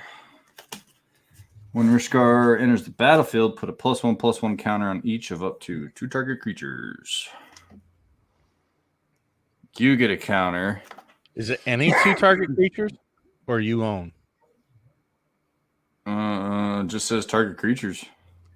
I would very much appreciate if you put it on Lathro because that generates more elves. Yeah, go ahead. Put one up there. That draws me a card. You said 1 on up to each of 2 creatures? Yep. Thank you. since I buffed your whole board. Welcome. Wow. Way to go, teammate. It's I like have your 15 now. Is that a surprise? No. I killed all 3 of those, by the way. Those are all empties. Jesus. I mean, they are only 12-ounce cans, right? And I do like them. Are they 16s or 12s? 12. Yeah, they're regular can size. And they do come in They're only 5%. bubbles. So I'm not that. I'm just a little humming. Anyway, there's 5, I'm triggering Pat so bad right now. 9 at the boss. Whatever. I love you, Pat. Same, Bob. So 9 at the boss. Yep. All right, I draw a card. Ooh, that's Brings me down to 86. 84 on my turn. Whoa. I want to I I brought it got down him to at 80. So we'll call it 80. Did you swing last turn with Tulane? Tortoise? No. He just came into play last turn. Got you. I have it at 84. Same. tap 2 to foretell a card. Return upon the tide. Rise of the Dread Barn. No, it's a return upon the tide. I'm just saying, Rise of the Dread Barn is also really good in these 2 decks. I'm pretty sure I have one. Just saying.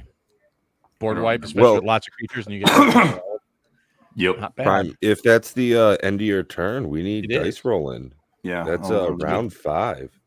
I think it's my obligation to do another one this turn. So 3. 9. Draw 1, play 1. Suck it. Oh. I hate that. And you had a 3. Yep. Oh, my Ah, legendary permanent. There goes Trelasara. here goes last roll. There goes Rishgar. Does that mean yeah, so Cub Warden would, the card I mutated would go away, yeah. Yeah. Yeah, unfortunately, the whole thing. Yeah.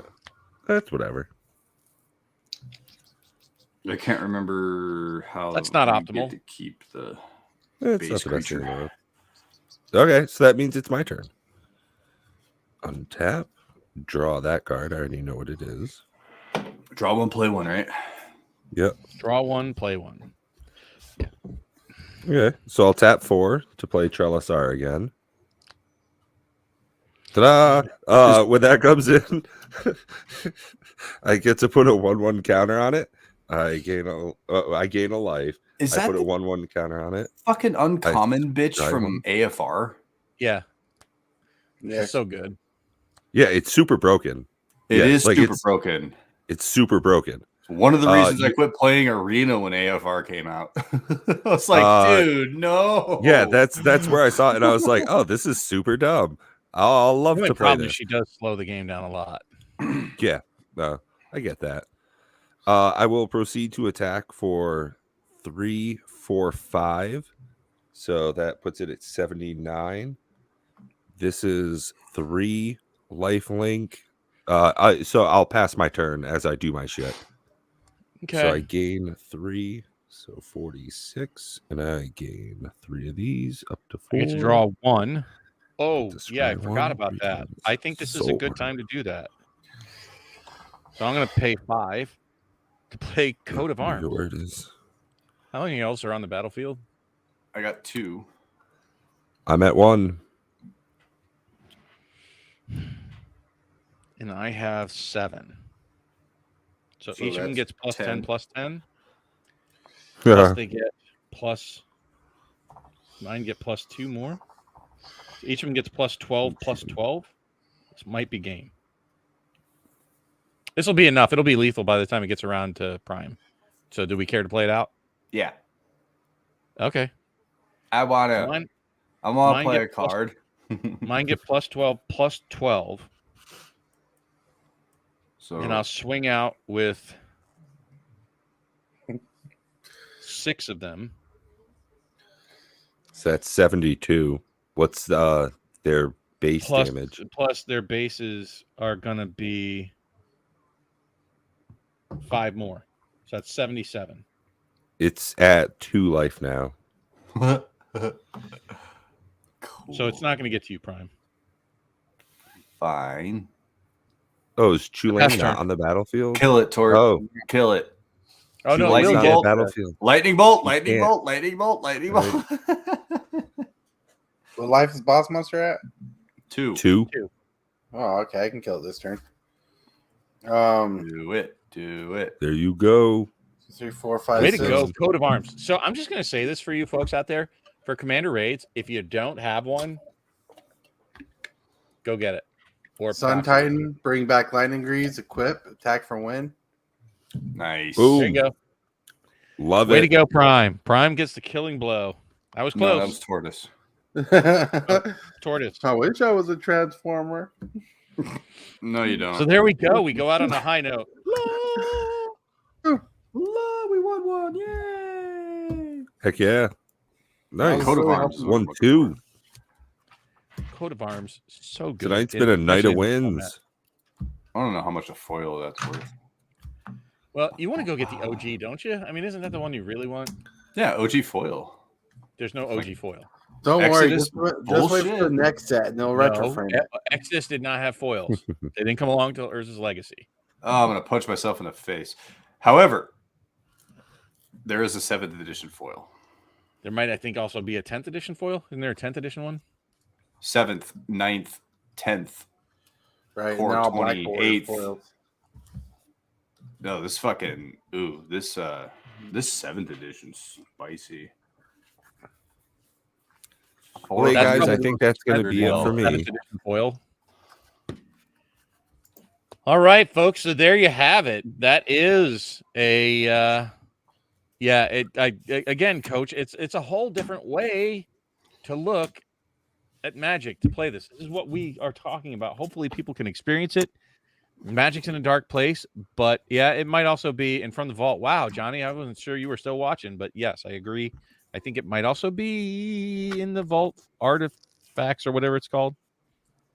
It might be. I just looked. Let me.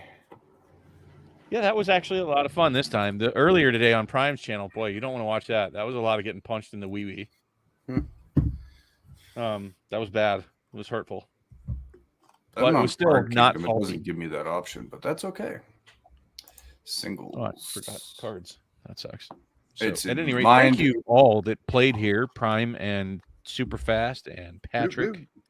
Heck yeah. This was super fun. Super fun with Thanks, Superfast. everybody, for joining. And look forward to seeing you all on Wednesday for D&D. Wednesday. Are we doing 7 o'clock again? What are we doing? Yeah, 7 to 10 p.m. Settle in for Eastern. 7 p.m. And we are, I believe, looking for a 4th. Prime says are. he's I was going to ask still Prime, but I think unable. Prime told me Yeah. to go F myself. I did not say such things to you. Okay, you want to tune in? What would that be? 5 o'clock your time? You And know play? I watch. Oh, I have to play. I don't know how to Yeah. play. Do you want to It doesn't play? matter. Neither do we. I can. Yeah, this is try. my first campaign.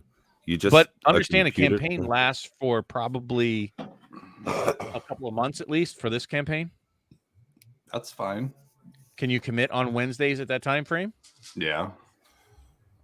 Do you want in? Because we just have a placeholder because we lost one. Right, which I've been seeing. Yeah, Yeah, I'll, so give, it, I'll give it a tuning in, shot. but- I'll give it a shot. All right, then we will Awesome. extend the invitation. Listen, look at that. That's most excellent. Prime going to be joining us for Dungeons and Dragons. So really tune in because Pat and I are kind of boring. My daughter's actually pretty good and Matt's pretty good. But Can I be? I the don't know what party you're talking people? about. I'm fun as shit. I'm super mean to these creatures and stuff. I kind of Like- want to get Pat. Can I be your brother? Can I be your dwarf brother? Oh, dude, that would be perfect. Yeah. Or yeah, like that was like part of the shtick of how I knew I think one of the like the yeah, they were guys character- were cousins or some fucking thing. yeah. So we can do something like that, and you're a fellow dwarf out on a quest, and we met up, and yeah, that's perfect. We can work that into the backstory easy, and that's super thematic. We'll contact each other, we'll exchange some information, and we'll get you into our messenger group and blah blah blah. Okay. I do want to say, wrapping up this, this episode of Cardboard Conversation, thank you both to Tortoise and Prime. Very much mean that for on the Absolutely. fly joining us. And thank everybody. You guys are great. Thank you, everybody that joined us, going down this rabbit hole of how deep does it go with WotC. Hopefully we can get away from that and kind of show this is something we can do for the community, and it's going to take everybody. It's going to take Superfest. It's going to take Prime. It's going to take you guys in the audience to keep Magic going when there are dark periods. I'm telling you right now, there's storm clouds on the horizon. I think there's some stormy weather ahead, but we can get through it together doing fun shit like this. Yeah. Right? Yeah. Come up with your own formats. Find a way to make Magic fun, just like we did with the pre-release kits. Well, You know, that's like another thing. Tortoise, I want to invite you in on that. We're trying to get people together to do more pre-release events from sets that have gone by already. So we're looking at, scoping out, finding some pre-release kits from different sets, all kind of, talk behind the scenes and do an event. So if there's any I don't set care that's if gone it's by, fucking AFR or Crimson Vow, I'd be down with that. And those Right. can't be that expensive, right? and that's the great thing is doing a pre-release event where everybody has the same card pool to draw Right. You from. don't evens have out the any battlefield. advantages. It's not a financial Yeah. thing. It's just like, shit, look what I opened up. Boom. Mhm. Like, I got crap for cards in my pre-release. Like, what did I get? Maybe a grand total of $3 out of cards. Ooh. But I had fun, and I beat the shit out of Prime and Pat. And And like, me. right? But it kind of levels the playing field. It makes it fun, even if you don't get financial value out of whatever you open. So it's, actually, Johnny, you're not far off. I have tried to suggest, and we're still like in the works behind the scenes to come up with a draftable Commander Raids format. But of course, that's going to take some money. It's not going to be cheap. But Right. draft events playing against the boss, we'll have to see how it goes. We'll do things. It'll probably have to be sets like, Baldur's Gate, Commander Legends, maybe, Commander Masters kind of things that you get X number of packs, create probably smaller Commander decks like you do. If you've ever drafted Commander Legends, you only It's make 60 card decks, Yeah, I think. it's 60 cards. Yeah. So it would have to be something like that. And you can have multiple copies. So it breaks the normal rules of Commander. But that's by their design. That's by WotC's design that they do that. So you can have multiple copies of cards in your decks, but they're only 60 card decks, and you only open I can't remember. Is it 3 packs? Yeah, I think so. So I think it's 3 packs from those Commander sets that you can draft from. So there is some discussion. I haven't gotten a lot of traction yet on trying to do a draft Commander Raid format. And I think that could also be fun. And I think that would be much more appealing to like an LGS setting, right? I Where mean, even the they can pre-releases versus Raid Boss, that's pretty workable. But 40 card deck against the Raid And boss. just Yeah, but you probably have to tune the boss a little bit. yeah, So- exactly. You probably have to play like on easy mode or something. Yeah. 'Cause that would be Well, that's what kind I'm saying. of- Like, Yeah. just kind of tune it down a little bit. Yeah. But you wouldn't have like a commander either, so it kind of changes the almost concept of it. Because in a whole pre-release, you might not get a legendary. That's true. So Yeah.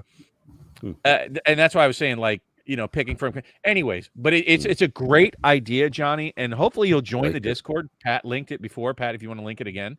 So if any of you have ideas, look, we're not jealously guarding this format. We actually want to share it with everybody.